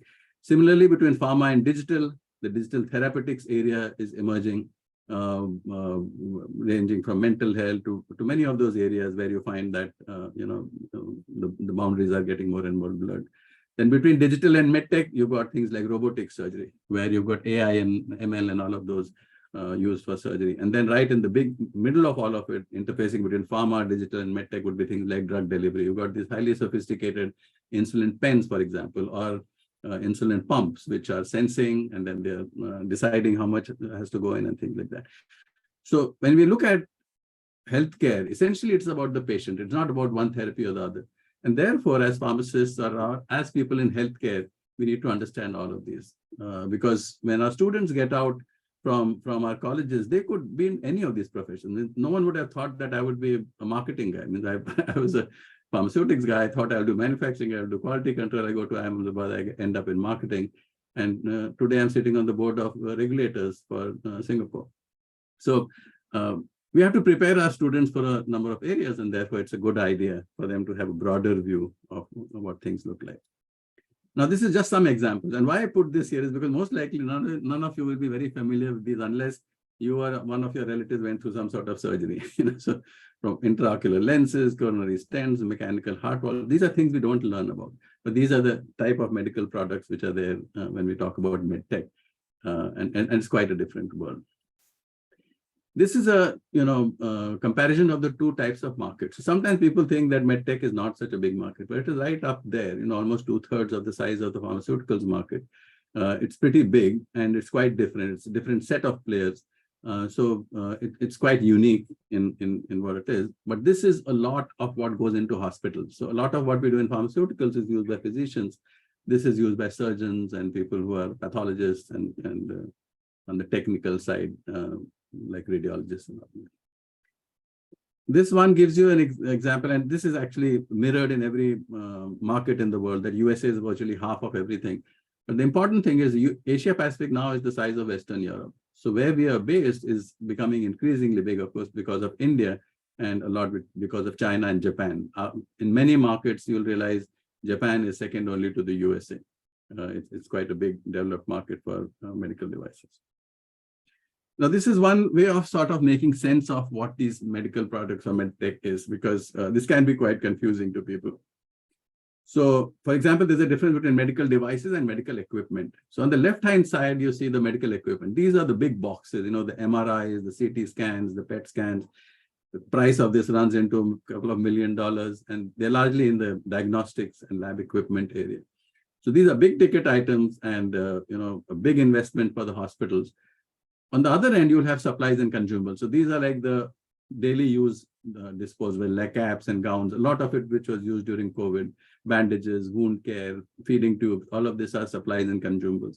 So these are very different type of products and therefore very different type of companies which participate in it. And as you start moving towards the middle, the second column on the left is the capital equipment. But this is not just selling a box. It's not like selling a refrigerator. This is like selling a razor blade, where you're selling a capital equipment, but it is used every day. So for example, IV pumps, surgical suites. You also have a lot of these, for example, things used for ablation of, EP type of thing, where you have an equipment and you have a catheter which goes into it. So this is a combination of both. So you have to sell a capital equipment and you need service engineers and other people who are constantly servicing these things. Plus, you also need a technician who has to sit there and tell the doctor how to use these consumables. So this type of, marketing or sales itself becomes quite complicated because it needs a lot of specialization. And then on the third column, you have the therapeutic devices. So these are, again, used during surgery. They are devices. These are not big boxes or capital equipment, but these are expensive, like pacemakers, defibrillators. They're like $20,000, $2,000 drug-eluting stents. These are expensive things. So they are implants, but these are used more by specialist surgeons and they become quite important. So the reason why I put this there is because once you think of them separately, they're quite different in the way they behave and who ends up making the decisions. For example, in supplies and consumables, the nurse might make the decisions or the material manager will make the decision. When you look at therapeutic devices, the surgeon, the orthopedic surgeon, cardiac surgeon, they make the decision. Similarly, when it comes to this capital equipment, which has got consumables, depending on the type of surgery which is done in that, the surgeon will have a lot of things to say in that. And then on the left-hand side, because it's a big ticket item, the CFO of the hospital, the CEO, all of those guys get involved. So they're quite different in their sizes, what they do. And it's good to think of medical devices in this way rather than think that everything is the same. They're not. They're quite different from each other in the way they behave. This is just an idea about what are the big segments within the medical device market. So for example, you see these big balls. The size of the bubble tells you how big the market is. How much it is to the right tells you how fast it is growing, and how much it goes up on the y-axis tells you what is the worldwide share of the overall market. So you see the big ones are in vitro diagnostics, cardiology, diagnostic imaging, and orthopedics. These are the really big markets, and you can imagine that. Usually surgery happens when you grow old, either it's your heart or it's your knees or something like that. So it's orthopedics and cardiology is big. But before you do any of these, you have to go through an MRI, X-ray, and all of that, which is why in vitro diagnostics and diagnostic imaging is very big. But fast growing is things like diabetes care, because more and more people are obese, especially places like India, diabetes is pretty common. And also dental implants nowadays are becoming more and more expensive. And then general and plastic surgery, endoscopy, and stuff like that. So this gives you a sort of idea that these are the areas in which medical devices are there. Now, why this is important is that if you're innovating something, and if it is in the cardiology area, chances are you're much more likely to get funding and grants and things like that than it was in something which was a very small market, right? So that's the whole idea of looking at this. This, of course, is the same thing in numbers, where it tells you the size of the market in 2017, 2024, what is the type of growth there. So in case you're interested, you can go through this. Okay. So this was about the market, a very broad overview, but just to understand that it's quite complicated in terms of the type of technologies which are there. Also, these are largely used by hospitals, and they're very different segments and very different companies. So the big boxes are sold by companies like Philips and Siemens and GE, while the consumables will be Johnson & Johnson and Medtronic and Boston Scientific, very, very different companies. And therefore, they behave quite differently. Okay. So now we'll go into the medtech innovations which are trending. So I'll not talk so much about the implants which are being used today, but the ones which are more and more catching everyone's attention, and you will find a lot of these being discussed in the press and in the journals and stuff like that. So top 10 medtech innovations, if you were to look at this today, I used to make this slide every year, and believe me, this has totally changed. There was a time when stents were on the top and ICDs were at the top and things like that. And now none of them are here. So the top things you find here is artificial intelligence and machine learning, because this is amazing in what it can do with early detection of disease, diagnosis of diseases, and also in discovery of new drugs. That's an area. And again, I'll talk a bit more about this. And brain-computer interfacing, people who got paralyzed and stuff like that. So they're able to move. And I know that Elon Musk and all are working a lot in this area. Genomic editing, we've seen that, which has helped us do a lot of things with, things like CAR-T and creating new types of therapies. Neurostimulation, again, now there are neural implants like NeuroPace system, BrainsWay, for treatment-resistant epilepsy, medication-resistant depression. So these are like the very tough type of cases where it's being used. This one is big, telemedicine, telehealth, and I'll come to this a bit more. So artificial intelligence, telemedicine, and robotics, I'll go into a lot more detail, because these, I think, are very, very relevant and very important in terms of what we're trying to do. 3D printing is becoming quite important, sometimes to create personalized drugs. Though I haven't seen too many of them. I've seen maybe 1 or 2 good examples. But prosthetics, sometimes it's possible to do when you need a very specific type of piece to be implanted in your skull, and you can 3D print it because you basically lost it in an accident or a bullet wound or something. So 3D printing is used there. Regenerative therapies, which can heal damaged tissues and organs. This is getting a lot of attention. mRNA technology, all of us know about this, the vaccines from COVID-19, which came out of this. Then precision medicine, which is getting more and more importance, especially as we have drugs which are very sensitive to the and in very small volume type of patients and manufacturing. And then artificial pancreas, I actually worked with one of them in Singapore. So this it actually works like a pancreas, wear it outside. There's a company here which had a product called AVAC, which can adjust insulin levels and all. Still not ideal, but these are the areas where people are getting very excited about.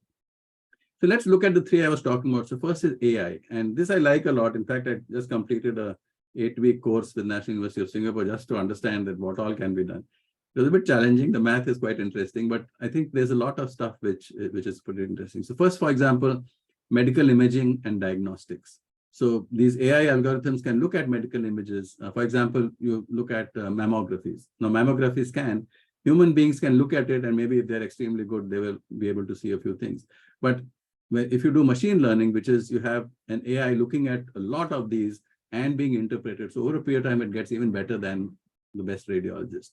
And that sort of thing is very useful, because now this is something you can multiply. See, that big radiologist you cannot multiply, but this one you can multiply. And maybe I can put this, somewhere in a village in Uttar Pradesh, and at least I have something who can signal things like that. So I have a lot of promise in this. I've even seen people use it for detection of lung cancer, tuberculosis. It's quite interesting.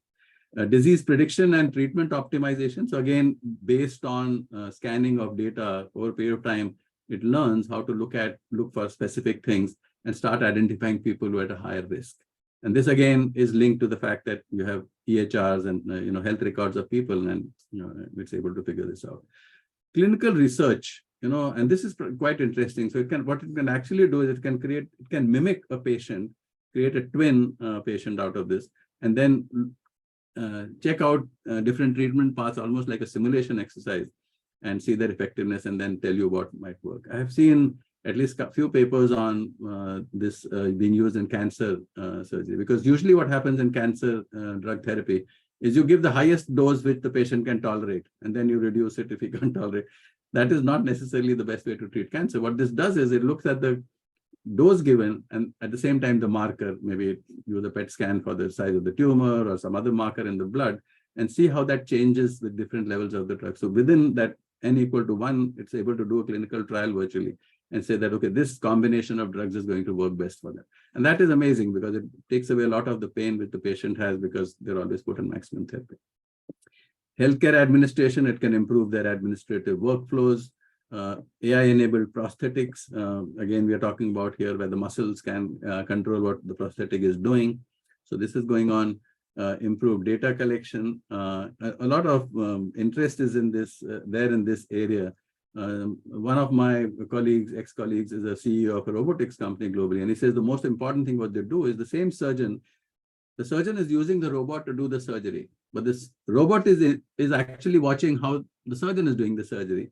And over a period of time, it can actually suggest to that surgeon that maybe this is an area where you can improve. So you have a surgeon, a robot will become the teacher for the surgeon over a period of time. So this is amazing type of things, and I think will be great for improvement of surgical outcomes. And then telemedicine and remote patient monitoring, I think, which AI can do, and we'll get to this in the next couple of slides. Now, that was about what it can do. I've created separate slides on the value of artificial intelligence, because at the end of it, someone has to value it and then fund it and then pay for it. Even if you're doing research and all of that, so you have to know what does it do that people would value. So the first thing is it improves diagnosis and treatment, which brings down cost. And there are algorithms already where it is outperforming radiologists in spotting malignant tumors. This is happening in breast cancer, and soon it will be happening in other areas also. So that is very good. Because it brings down cost for people. Cost reduction because of improved efficiency and accuracy in diagnosis and treatments. So one is you're able to optimize treatment much better. Secondly, you don't waste time trying a lot of different types of treatments. Enhance patient care, very useful in triaging, for example. We were working on an example where we have an AI company here who basically looks at all the hospital records and from there tries to track which patient needs urgent attention. And this becomes very important. Say, for example, people are undergoing dialysis. Now you put them on this ambulatory dialysis. I'm sure you're familiar with the continuous ambulatory peritoneal dialysis, those infusions which are there, 3-liter bags, and people put it in their peritoneum and go home. And if they're not doing well, this is able to sense and bring them back to hospitals for correction of that, because otherwise they can get infection and peritonitis and stuff like that. So it helps to monitor patients even when they're not there. Sorry, where did we go? Yeah, improves efficiency, identifying features of interest in medical data. So because it can mine a lot more data than we can do. So that is there. And then data management, it can help a lot. So many interesting values there. Robotics, again, there are a variety of areas, not just robotic surgery. So surgical assistants are there, which because they're helping the surgeon. And nowadays, more and more, they're starting to call them cobots instead of robots, where they work with the surgeon. And because they're more precise, smaller incisions, less exposure to the bacteria and stuff like that, and better healing. Also, because it's able to see beyond the organ. See, when you're doing laparoscopic surgery or any type of surgery, you're not able to see behind the organ. But because a robot can have an arm which can turn and look at things, the surgeon gets a lot more precise in what they're doing than they are otherwise. Then you have got rehabilitation robots which help people to do physiotherapy, for example. Now, instead of having a lot of people trying to do this, you're able to get them there. Telepresence is another area, especially in rural areas or remote locations, you're able to use that. Medical transportation robots, they improve efficiency and reduce contamination. And many of them, if you look at the last point, were useful in COVID-19 because these could go and give things to the patients without exposing the frontline health workers. And then there are soft robotics, which help more flexible and they can improve the precision. Now, when you look at value of robotics in surgery, as we just talked about, one is enhanced precision and control for delicate operations, complex procedures, and things which you could not do earlier, like unicompartmental knees. This is something which you could not do earlier, but nowadays you can do it because you have a 360-degree vision of what's going on. Better visualization, as we just discussed. Reduce complications and recovery time because it is much more precise, much less exposure to infections.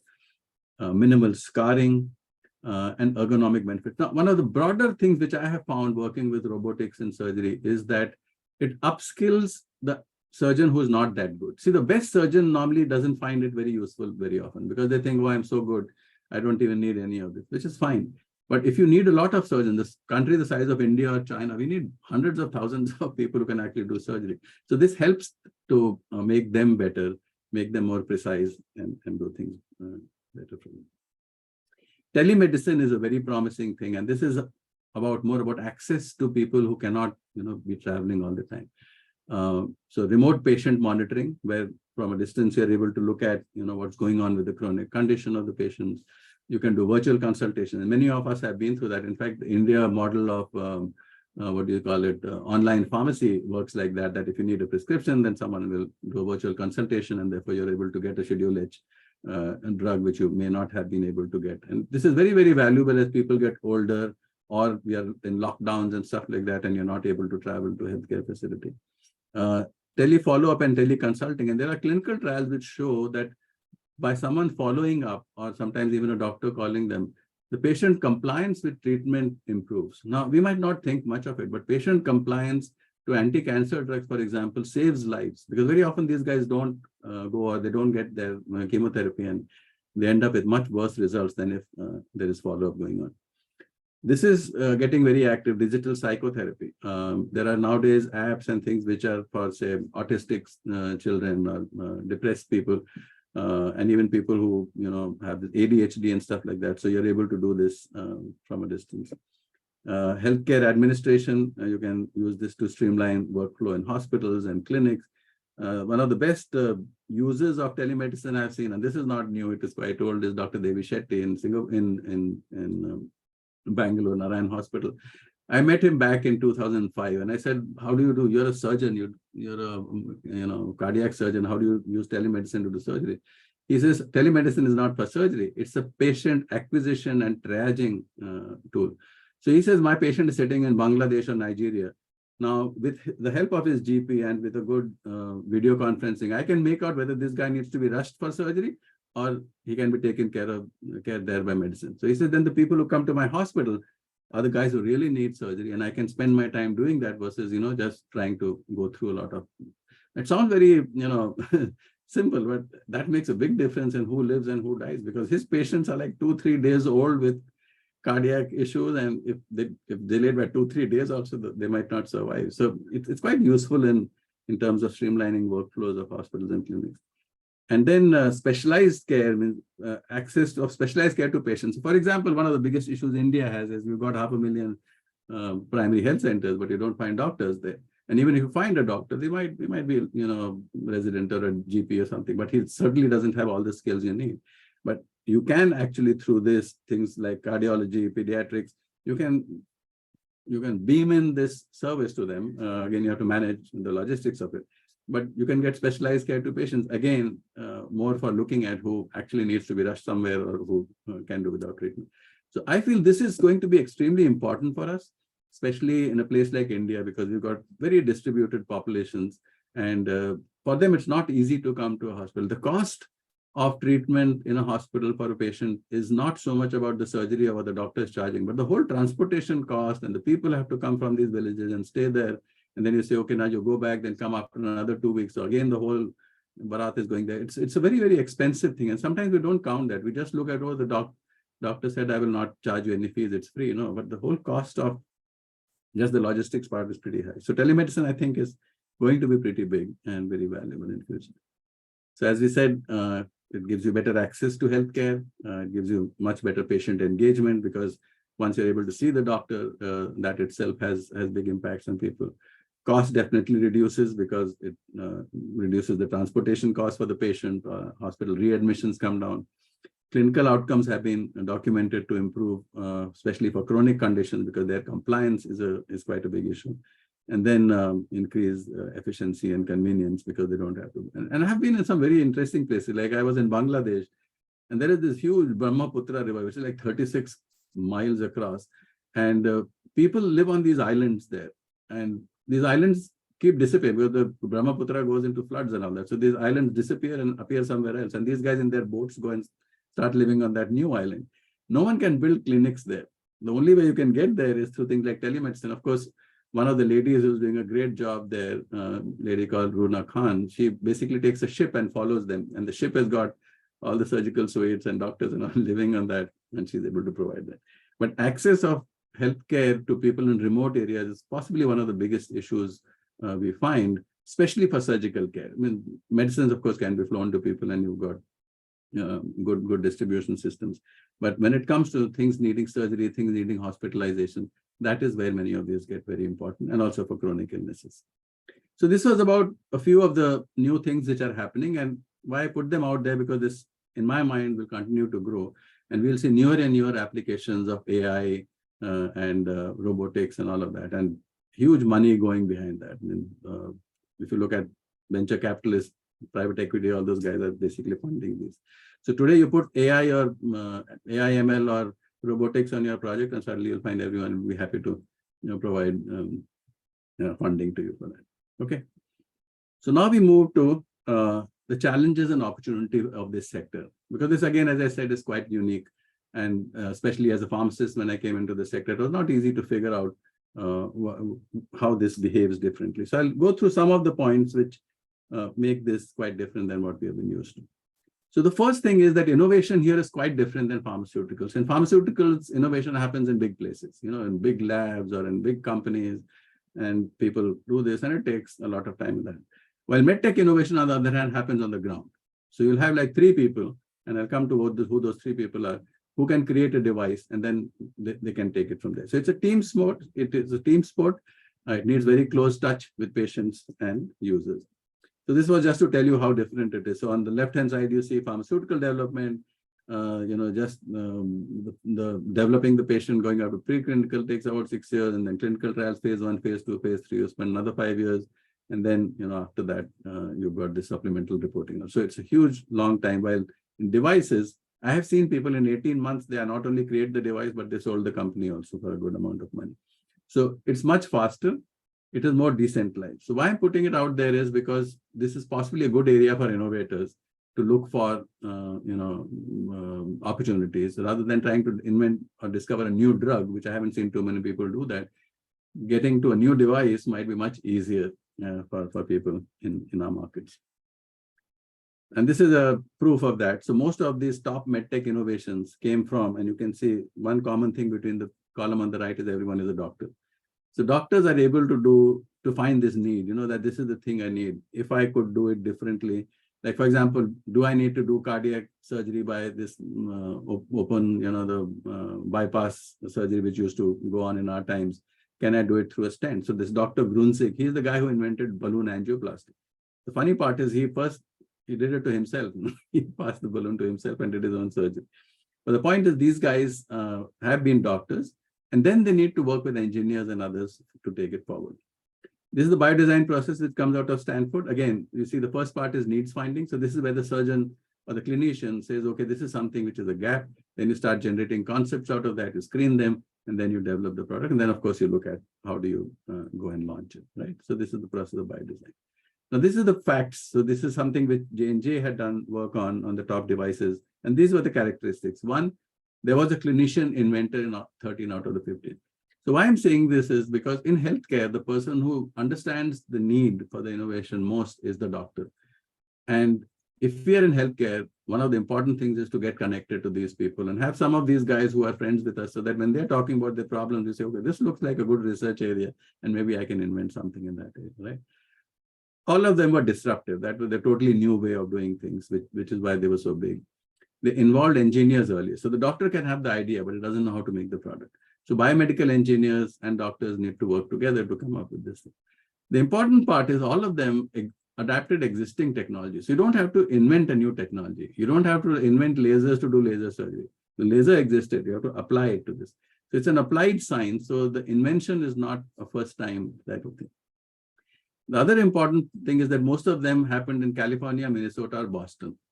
And why this was the case is because these 3 people there work very closely with each other. They're able to, the cluster there, that the doctor has an idea, there are engineers who work with him, and there are venture capitalists who are ready to fund that. This happens only in a few places. It doesn't happen everywhere. And as I said, most began as startups. So this is very promising for startups, especially as we start getting into health tech, which is not so surgical in nature. When you're talking about apps and you're talking about this, I have seen people, you don't have to be any of these. You just need to know that, okay, this is what the doctor needs, this is what the patient needs, and can I put it together and create something? These are the 3 people. And this is actually a paper I published back in 2005. And this was more in the context of Singapore, that are these clusters emerging here? And what was found is that you need these 3 pieces, the clinical piece, the technical piece, and the industry to work together to be able to come up with an innovation. And the government of Singapore actually took note of this. In fact, they started a program called Med Concept, where if these three people came together, they would give $300,000 of money just for them to come up with a proof of concept. Even the program I'm running right now with Duke and US, each team has a doctor, an engineer, and an MBA student in that. Because that is how this happens. If you want to do invention, you put them together. So that was about the innovation piece. Again, the idea being it's quite different, but it's something which is very promising because it can be done in a decentralized place. You don't have to be in a large multinational in the US to create this. The other one is about market access. The patients have many hurdles which they have to go through to get access in developing countries. Now, this is what happens. You have the innovation, you've created this new device, and which is happening right now. People will create robots, robotic surgery, all of that is there. Then they go through regulatory approval. But that doesn't mean that the patient gets treated. It means you did all of this so that the patient gets access to it. But there are many things which you have to go through. And I have created this model, which I will go through, called the 4 A's and 5 P model, which sort of tells you about what are the challenges in this journey. So first, I'll show you this video. Hopefully, you can see and hear it. But this is from a 2015 paper in the Lancet, which was the Lancet Commission on Surgery. And basically what they were saying is that when it comes to health for all, this objective which we have, the challenge is not going to be pharmaceuticals, it's going to be surgery, because surgery has these barriers which are quite different than a doctor prescribing your pill. So just go through that and then I'll explain a few things. And if you can't hear it, just let me know, Naseem.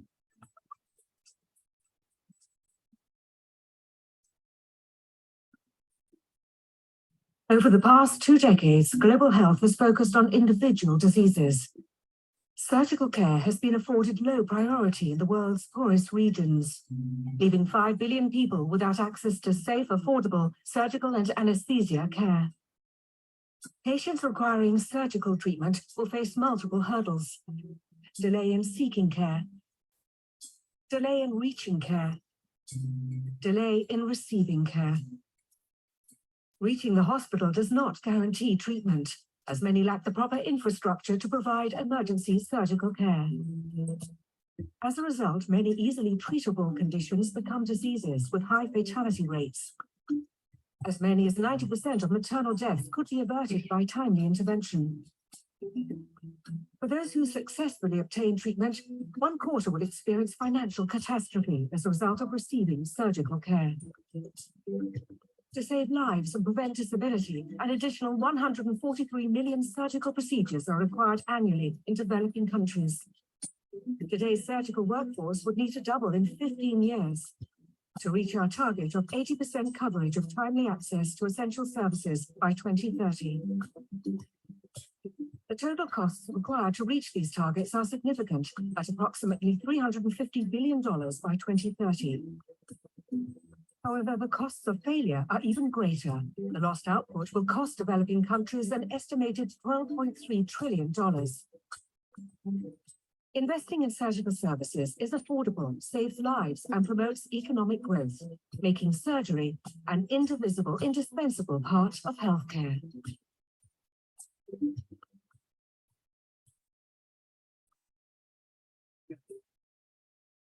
So these are the barriers which patients have, that even if they have an issue, they don't reach the doctor. So I worked on this and created this model that if you look at the barriers, there are essentially 4 barriers when it comes to surgery. Now, they're quite different than consumer products or pharmaceuticals, where the number of barriers may be lower. The first barrier is access, which means that does the required infrastructure exist in a reachable place? Like, for example, if I have a compound fracture, if I need an emergency C-section in a village, can I reach a hospital which has the operating room, the X-ray equipment, and the beds required for me or not? So that is the first barrier which is there. And can I reach there in time? And this becomes a bigger problem when it's an emergency type of surgery, rather than something which is elective, where you can basically find things later. So this is an important barrier. And it's something which I run as a workshop. You can actually calculate what this is for a certain type of surgery and a certain market. But then having the equipment itself is not enough. Like, for example, if I have, say, cath labs available, but I don't have any surgeon who's trained on that. So the second barrier becomes, in the hospitals which I have access to, the surgeons, have they adopted the procedure? Have they been trained to do that procedure? I remember when I was in the 70s, when I used to be in Boots at that time, if someone needed had a cardiac problem, they had to fly out of the country to get cabbage surgery. And there were 1 or 2 doctors, Bhattacharya and others, who will do this. So do you have doctors who are trained to do this, again, in a reachable place? Then again, this is fine, but again, it's not going to lead to patients getting treated if the patients are not reaching them. And this I have seen as being quite a big problem. Sometimes the referral chain is not working properly. And I saw this a lot in knee surgery in India back in around 2005 and 6, when I used to be the managing director in India. That a person, when the time he needed knee surgery versus when he got it, the gap was 8 years.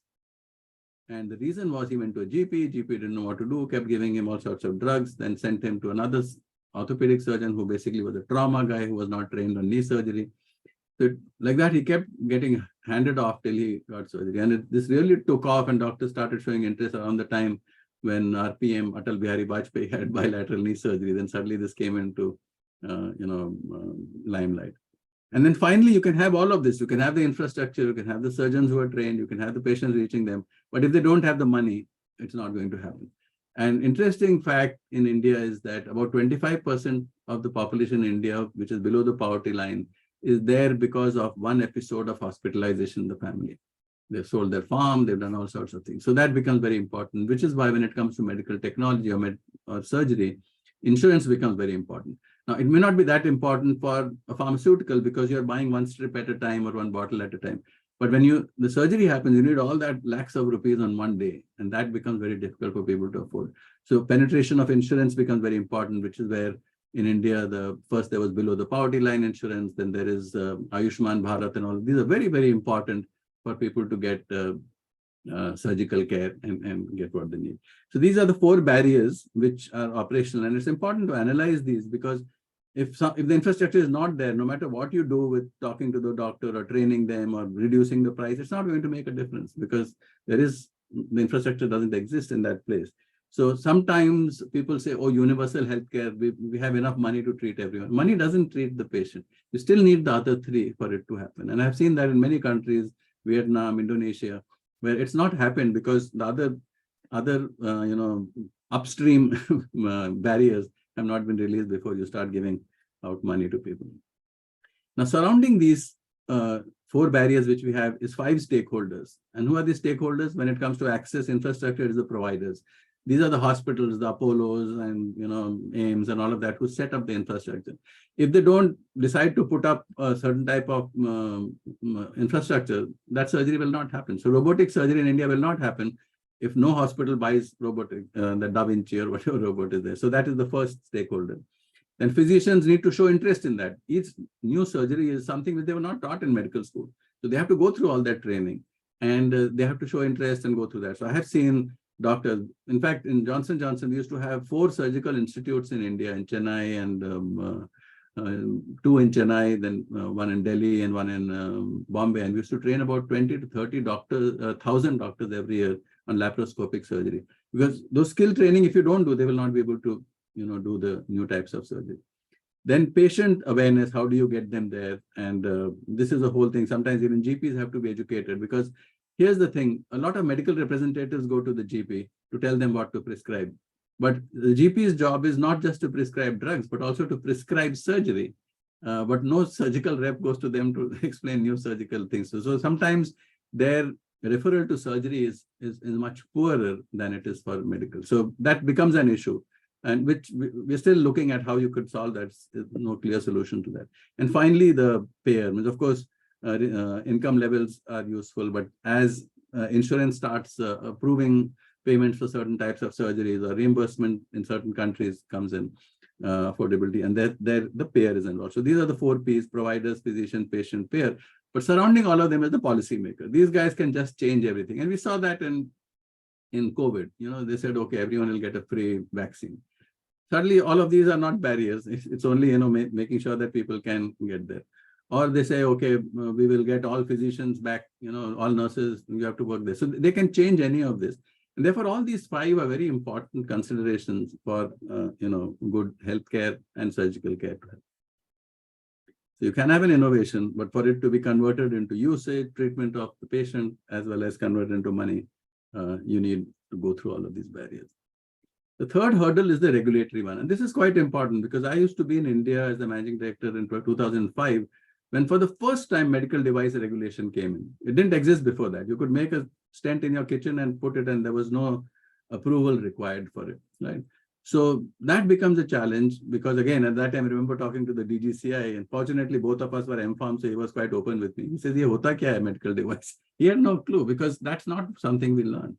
So most of these guys are pharmacists with little exposure to surgical devices. So more and more, I think one of the things I've been talking when I meet people who are policymakers in India is how do we train our pharmacists on medical devices? I know it has to go through some approvals by PCI and all of that, and it's not part of the curriculum, but I think it's quite an important area because at the end of it, when people start manufacturing them and people start approaching the drug controllers for GMP and all those requirements, they need to be able to understand what these are about.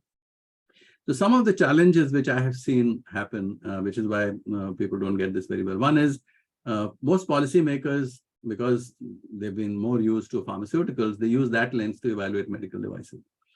Now, one of the big challenges with medical devices is the physician is very important. See, in pharmaceuticals, what happens, if you're diagnosed correctly and your tablets are made correctly, if he swallows it, he will get the pharmacological reaction. There's not too much role of, difference happening because, of how the tablet was administered or something.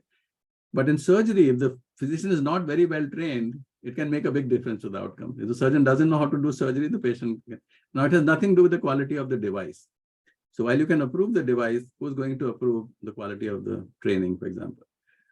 Then composition and risk profile. Now, here you don't need those toxicology and all those things because these are mechanical. They are inert in nature. So that part is much faster. You don't have to do toxicity studies and stuff like that. Well, pharmaceuticals, you have to do that. From a management point of view, this is the big difference. If you're a medical company, like in J&J, I had over 500,000 different types of devices. So the number is very huge. Just managing it, managing obsolescence, managing innovation is quite challenging. Well, it's not the same for pharmaceuticals. And this is, I mentioned separate earlier, that the technologies are massive. The type of technologies which are involved in medical devices is very broad. So regulators will be challenged to think about how do I regulate, for example, a device which is using software. Now someone wants to upgrade the software. So how do I regulate that? Do I need to go through the upgrade? Do I stop it from happening? So it's going to be pretty interesting to see how that, and it's not really resolved by now, but there are people working on that part. R&D models, we talked about this. It's much shorter in medical devices, and therefore you can have a lot more products.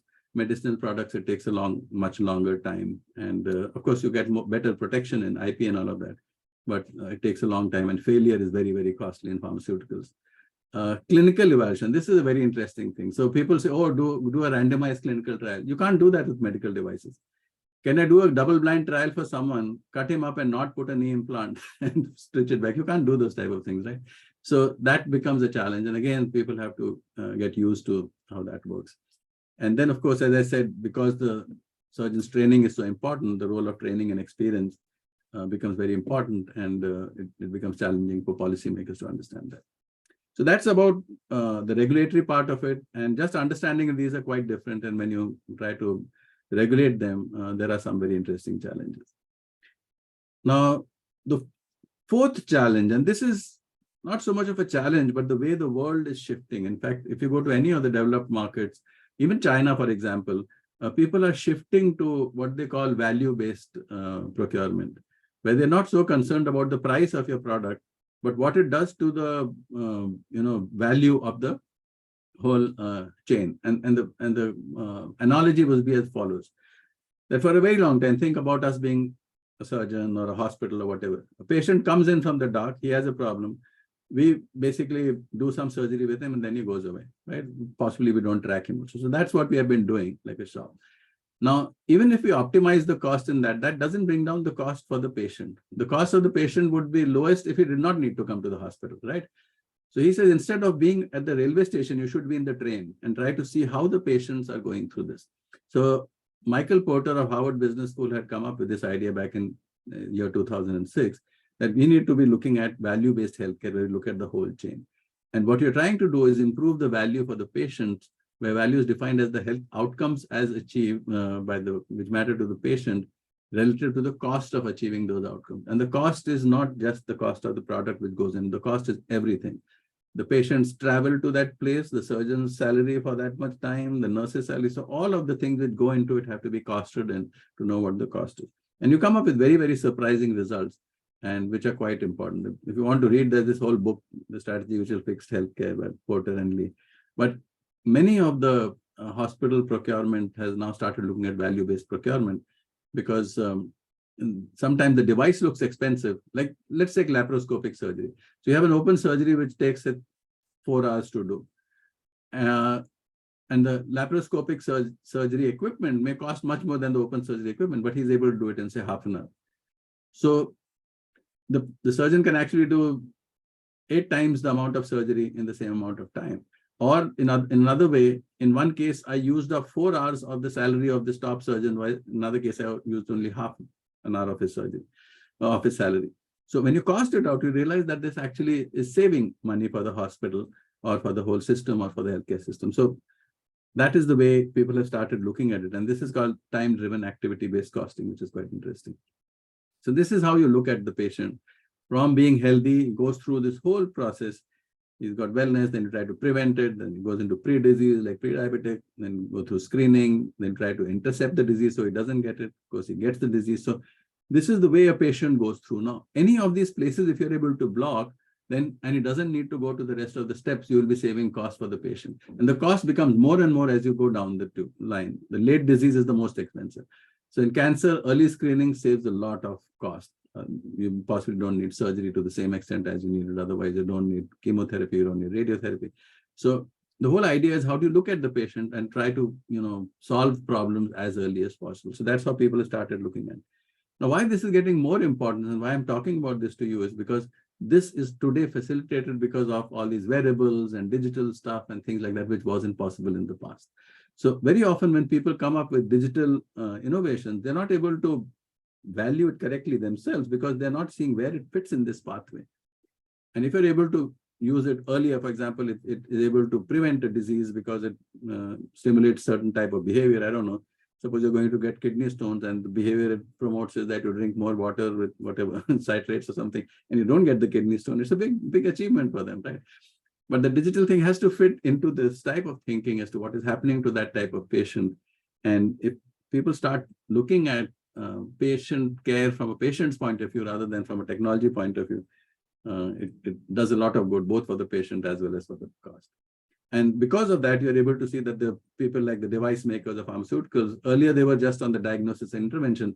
Now they can go into areas of patient preparation, patient education, for example, monitoring post-acute care, follow-up. And these are very important for outcomes. Like in diabetes, no matter what you tell the patient, if he doesn't do the testing properly, if he doesn't change his dietary habits, if he doesn't exercise, it's not going to work.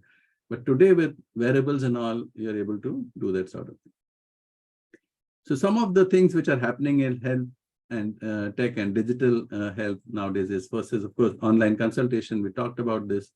On-demand medicine, I think what India has done pretty well in online pharmacies, for example, that you're able to get things on doorsteps and which probably saved a lot of lives during COVID is very good innovation. Telemedicine software, which we talked about, this helps to provide services remotely. Remote patient monitoring. I gave you the example of CAPD bags for chronic renal failure patients. We're able to track what's going on with them and do intervention as required. Health analytics to support decision-making, mobile health. All of these things are related to value-based healthcare, that you track the patient, what is going on with him, and where can I intervene so that I improve the outcomes for the patient and bring down the cost. AI-based software in data analytics, where again, large amounts of data is there. In fact, there is one company, and this lady is a good friend of mine. She came from the Stanford Biodesign program, but she created this software where it takes all the types of data which is there in a hospital and is able to then put it into a, what they call data warehouse or data lake, depending on what type of data it is. And you can query it for whatever you wanted. So say, for example, National University Hospital, you could even query and say, which is the orthopedic surgeon on duty here or who's the receptionist today? Because all that data is somewhere in the hospital, but the AI helps them to do that. Now, believe me, it was so useful during COVID because people didn't have any time. The nurses, doctors were struggling. The people were not there. Someone got ill, he's gone for the next 3 weeks. So at that time, this took off. In fact, every hospital in Singapore now has that AI-based software there to look at what is going on in the hospital and be able to query it. So you don't have to keep picking up the phone and talking to people and, need a lot of headcount to do that. Wearable device, we are all very familiar with this, and this is getting better and better every day. Like, for example, I believe one of the best things which has happened with, say, Apple Watch is that it can actually detect atrial fibrillation. And that's something which is very difficult to diagnose because you never know when it will happen. But if it happens and you get treated, your life changes. And I think more and more things like this will be found. Digitized health systems. Again, the challenge here is to get people to put in their data and for people to share that data. But in places like Singapore, it's easy because they've mandated it that everyone's data has to go into one place because they can do it. They can't do it in large democracies. But because of that, you actually have a lot of data which you can query.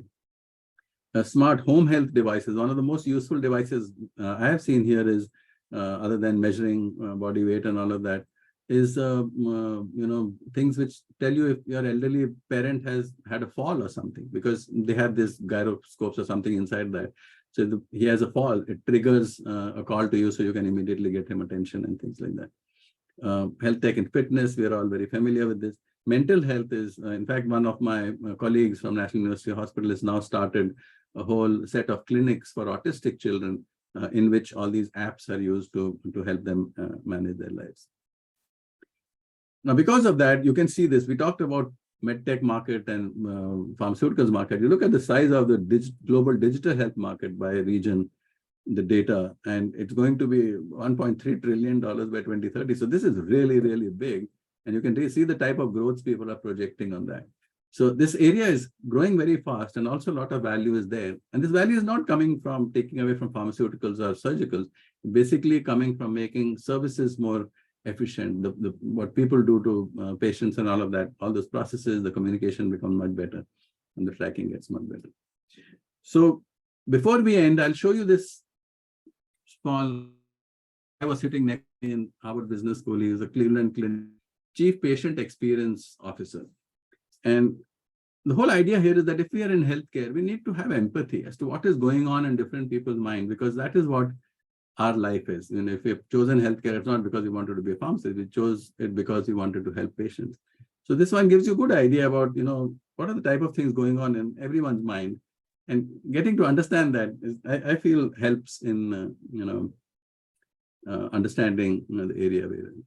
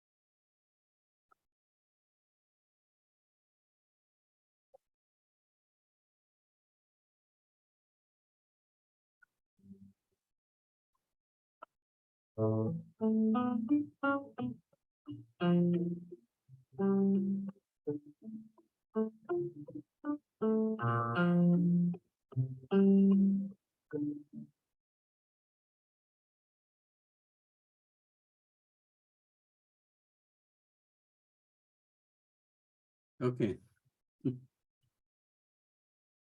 Yeah, so I put this at the end because it's quite emotional. But the thing is, everyone in healthcare, they deal with this every day. And we need to understand what they're going through, the type of pains, and anything we can do to help is hugely valued. So, okay. So I'm at the end of my presentation. Let me open up to questions if you have any, because I can't see many faces other than 2, 3 of you. So if you have any questions, I can answer. May have to do with what I presented, maybe something else. Yeah. Thank you very much, sir.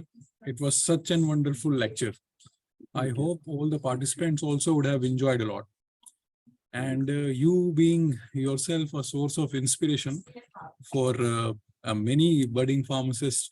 And we have heard a lot about you from our respected director, sir. He used to tell stories of his bachelor days and everything. And so he talks, he praise you a lot. So, thank you. Right, sir. So I would request participants. So if you have any queries, you can ask or you can post it into the chat box, or also you can post it into the WhatsApp group. Sir, I have one question. And Yes, Nitin, sir. Right. first of all, sir, it was really a nice presentation on what is happening presently when we are talking about medtech and how technology is helping reach to the various corners, the medicines and the treatment outcomes. However, I have always felt I just want to take your view, you being in health policy and being in that part, playing that crucial role. Sir, what is your take on the issue of the patenting and the patenting evergreening by the pharmaceutical majors? And um, if we see, then the no doubt that the treatments which we get is because of the patents, the R&D cost. But at the same time, uh, what I've seen is there is the cost of certain medicines, be it US or be it some other places in the world, those they don't justify the R&D cost which the company has incurred. And what is your take, and what is the way forward? Especially my concern is the associated patent evergreening, which these companies sometimes take it as a strategy to extend the life cycle of the product. So this is one thing which I would like to have your views on this.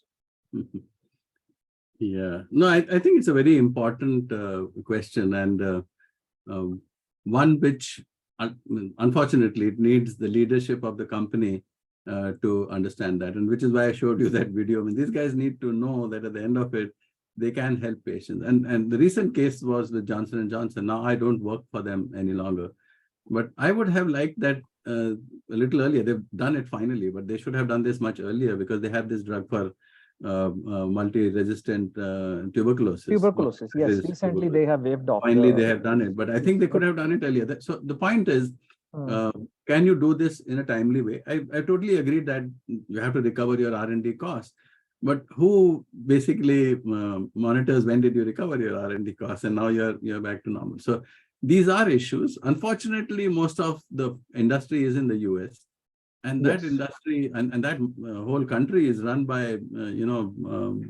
quarterlies and share prices and stuff like that. Yes, which is tragic. Having said that, also these companies go through some things which we never see. Like I know in Johnson & Johnson, there were times when suddenly 2 drugs went out of patent in a year. So $5 billion worth of sales vanishes. Gone. They also have to bear that. So it's a bit challenging to make a comment on that, but I totally understand that, especially on things which are third world type of, like, actually they did a much better job on AIDS. J&J did a lot of, work on AIDS to Janssen's Highleg you are referring to? Yeah, Janssen. So J&J's pharmaceutical is called Janssen. Now they again started calling it Johnson. Yes. Called Janssen. So they did a much better job on AIDS, and Bill Weldon used to be there at that time. He spent a lot of time in Africa trying to, get that easy. And then also they allowed Indian companies to start manufacturing the generics.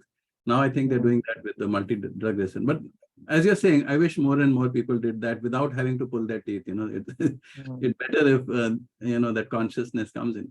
Maybe there needs to be some sort of body which does that. I don't know. At a diplomat. There are few bodies, sir. Like there are few organizations which are looking after this patent aspect, especially for the neglected diseases, and they are working towards. There are some consortiums who are working for this especially the patent issues. And at the end of the day, this is the biggest constraint the medicine reaches the poor section of the society.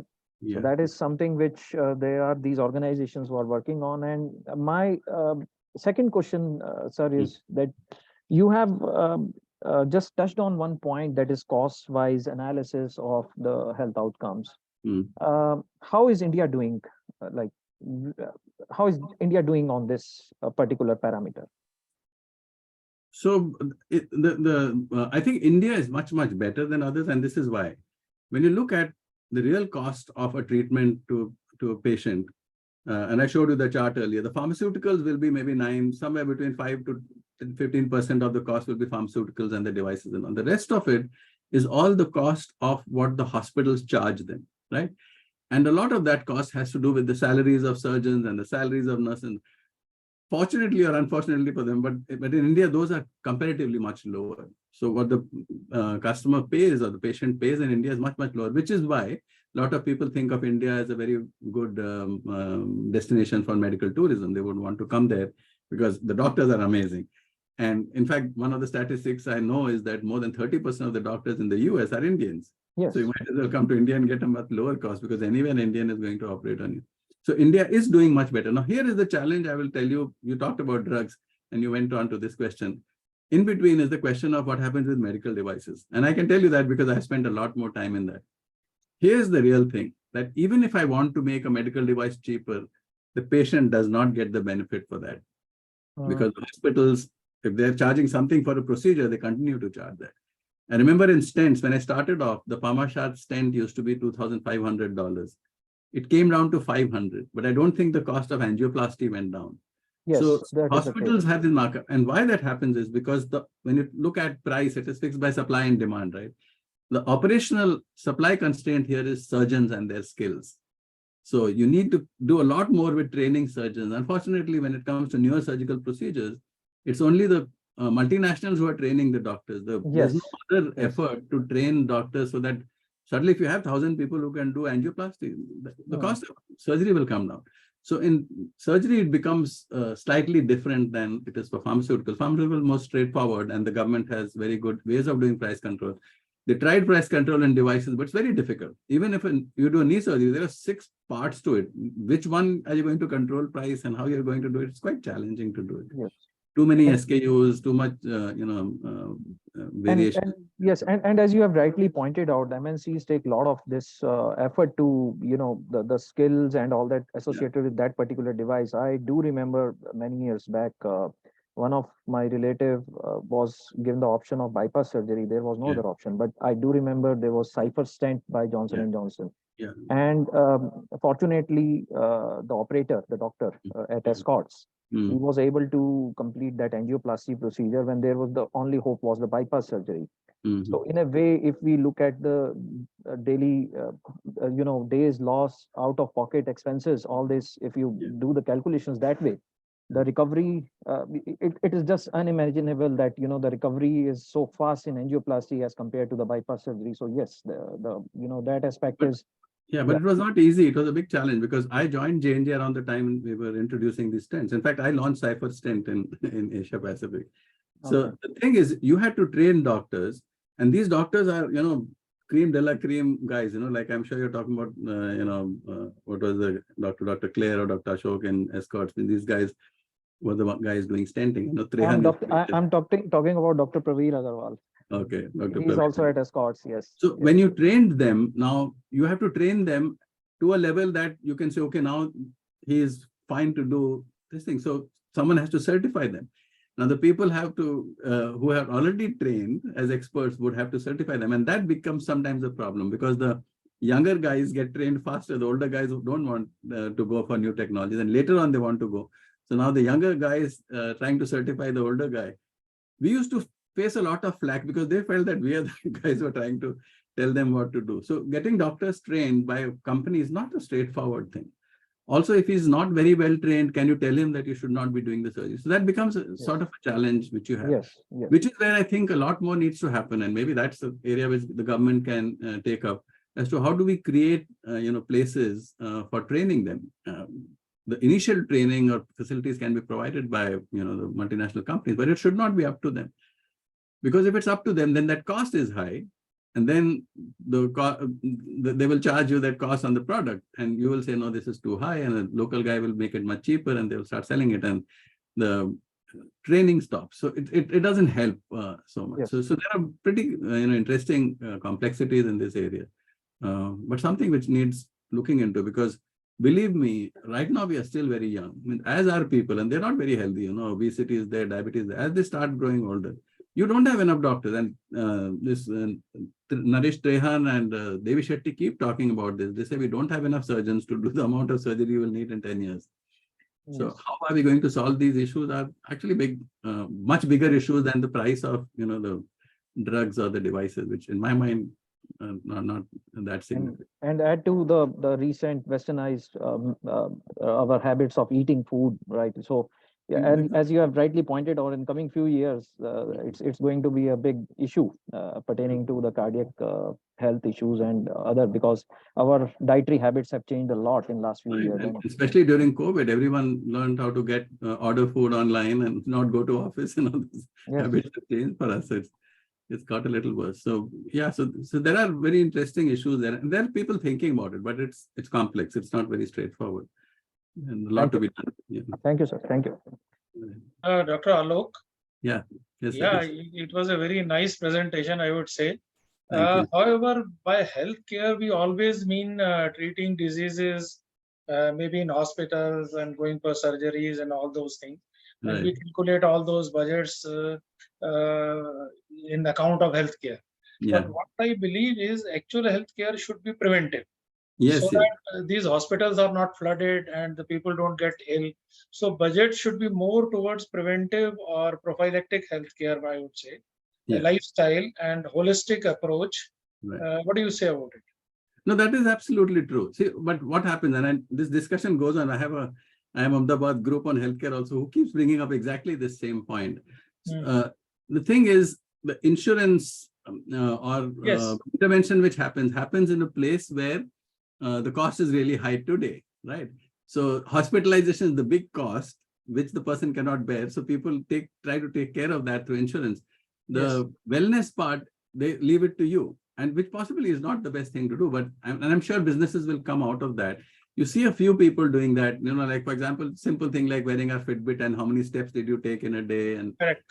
diabetes monitoring, continuous monitoring. People are looking at those things, but it is not so easy, because one is that applies to the whole population. So you have to look after 1.4 billion people, and Correct. what would you do there?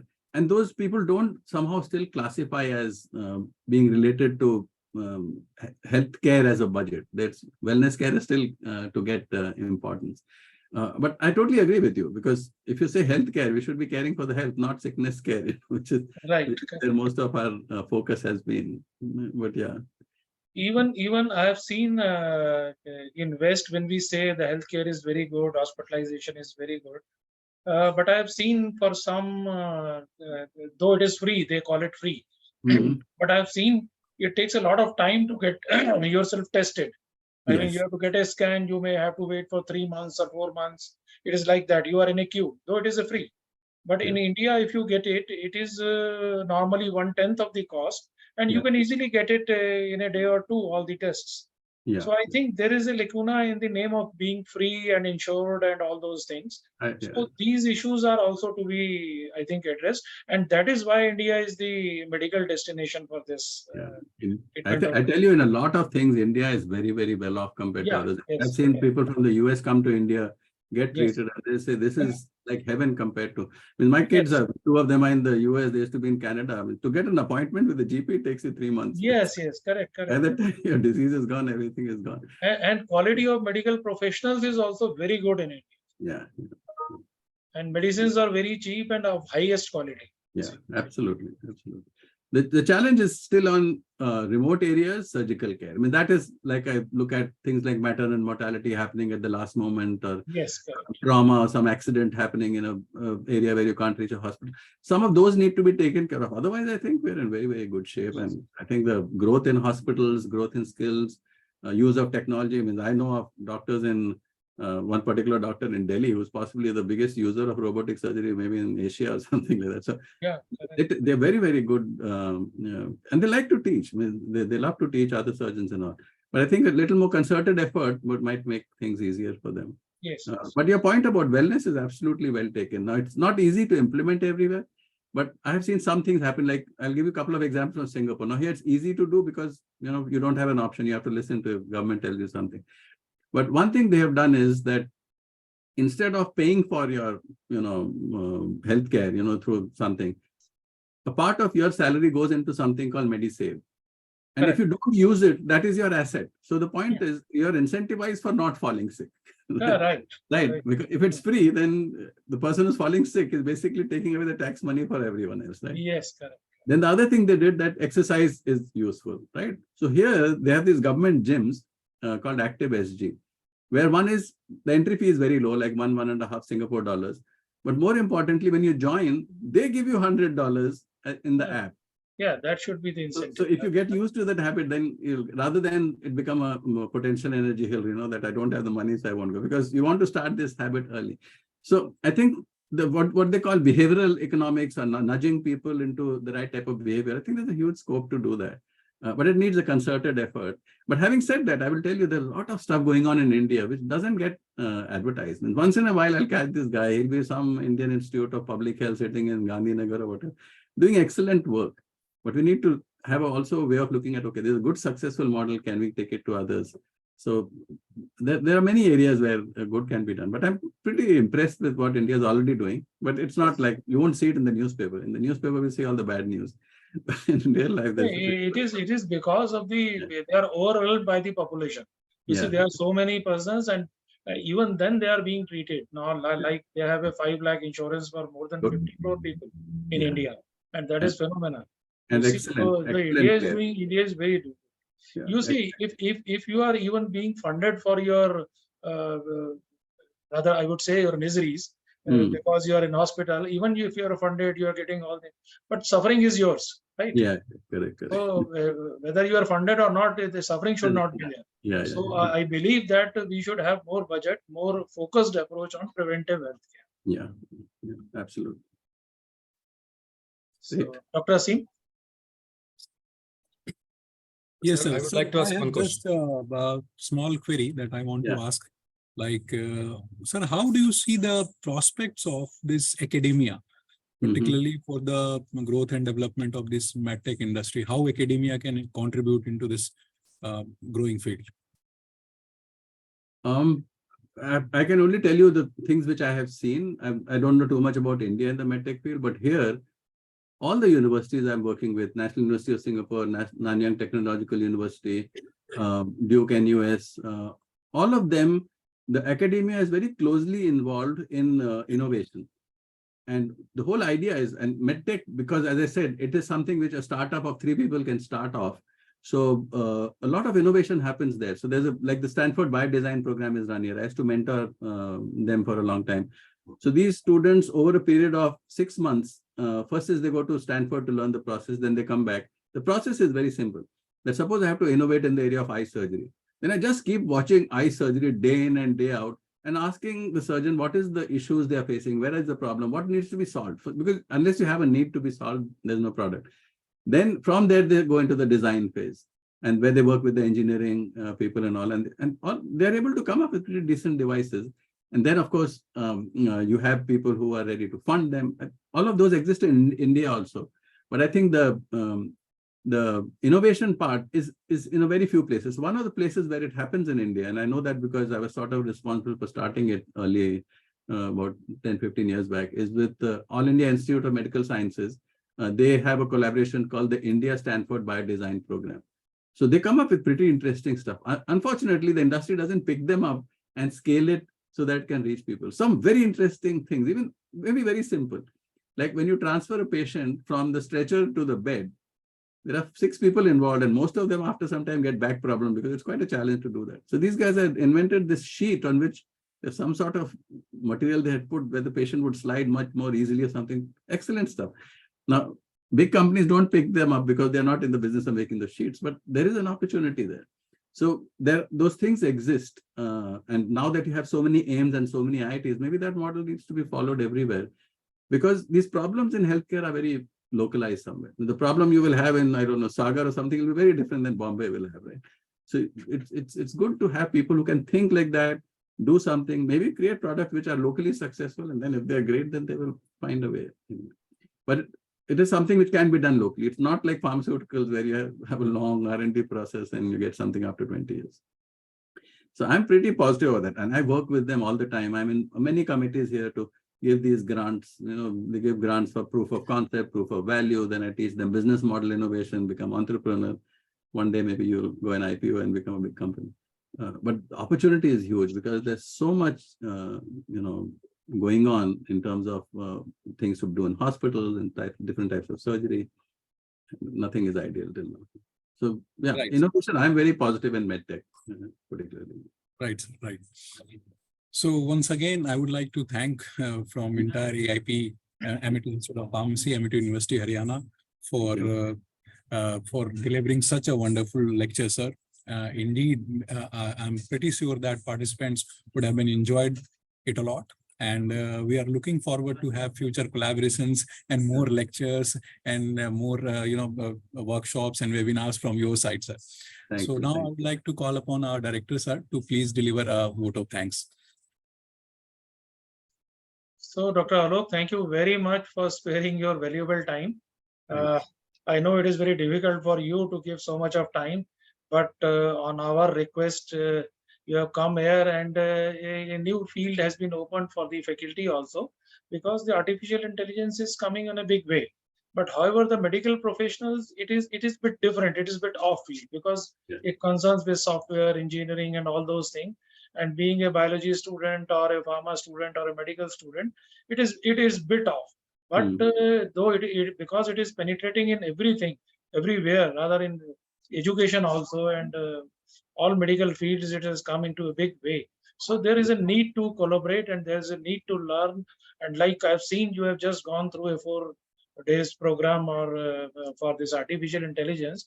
So I think it is necessary for everybody to learn this artificial intelligence so that they can incorporate in their lives. And even if the interest is created, I think, because there are very simple things, like you have a smartwatch. I bought a smartwatch. I wore it for 3-4 days. I didn't find it comfortable. I left it Yeah.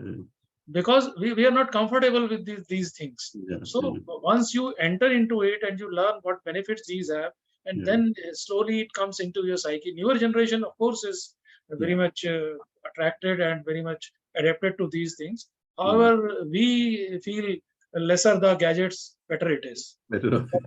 But I think this is the time that, because learning is a lifelong process. Yeah. You cannot stop learning throughout your life. You learn daily from. आजकल कहते हैं ना, हर कोई आपका गुरु है, जो मिलता है वही कोई शिक्षा दे जाता है. Correct. तो हर कोई आपका गुरु है. So I think this field has to be taken because this is the future actually. Right. So thank you very much for enlightening us on this topic, and we look forward to see you again. And whenever you visit India, please let us know that we can meet physically here in the campus or else. Okay. So thank you very much. Thanks a lot. Wish you all the best. All the best for the rest of the program. Yeah, And let me know thank you. anytime you need anything from me. Yeah. You know my address. Sure, sir. Thank you very much. Right. Thanks a lot. Thank you, sir. Thank you. Thanks.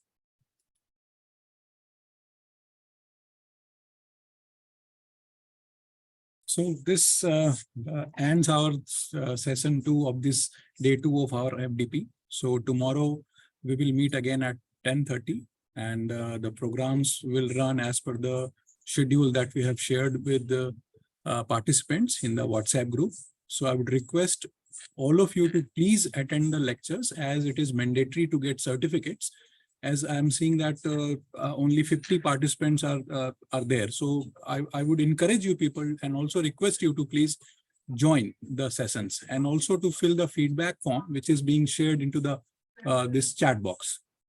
And I would again repeat that it is mandatory to fill the feedback form to get your certificates. Thank you very much. Sir, can we end? Yes, find up. Okay. Okay.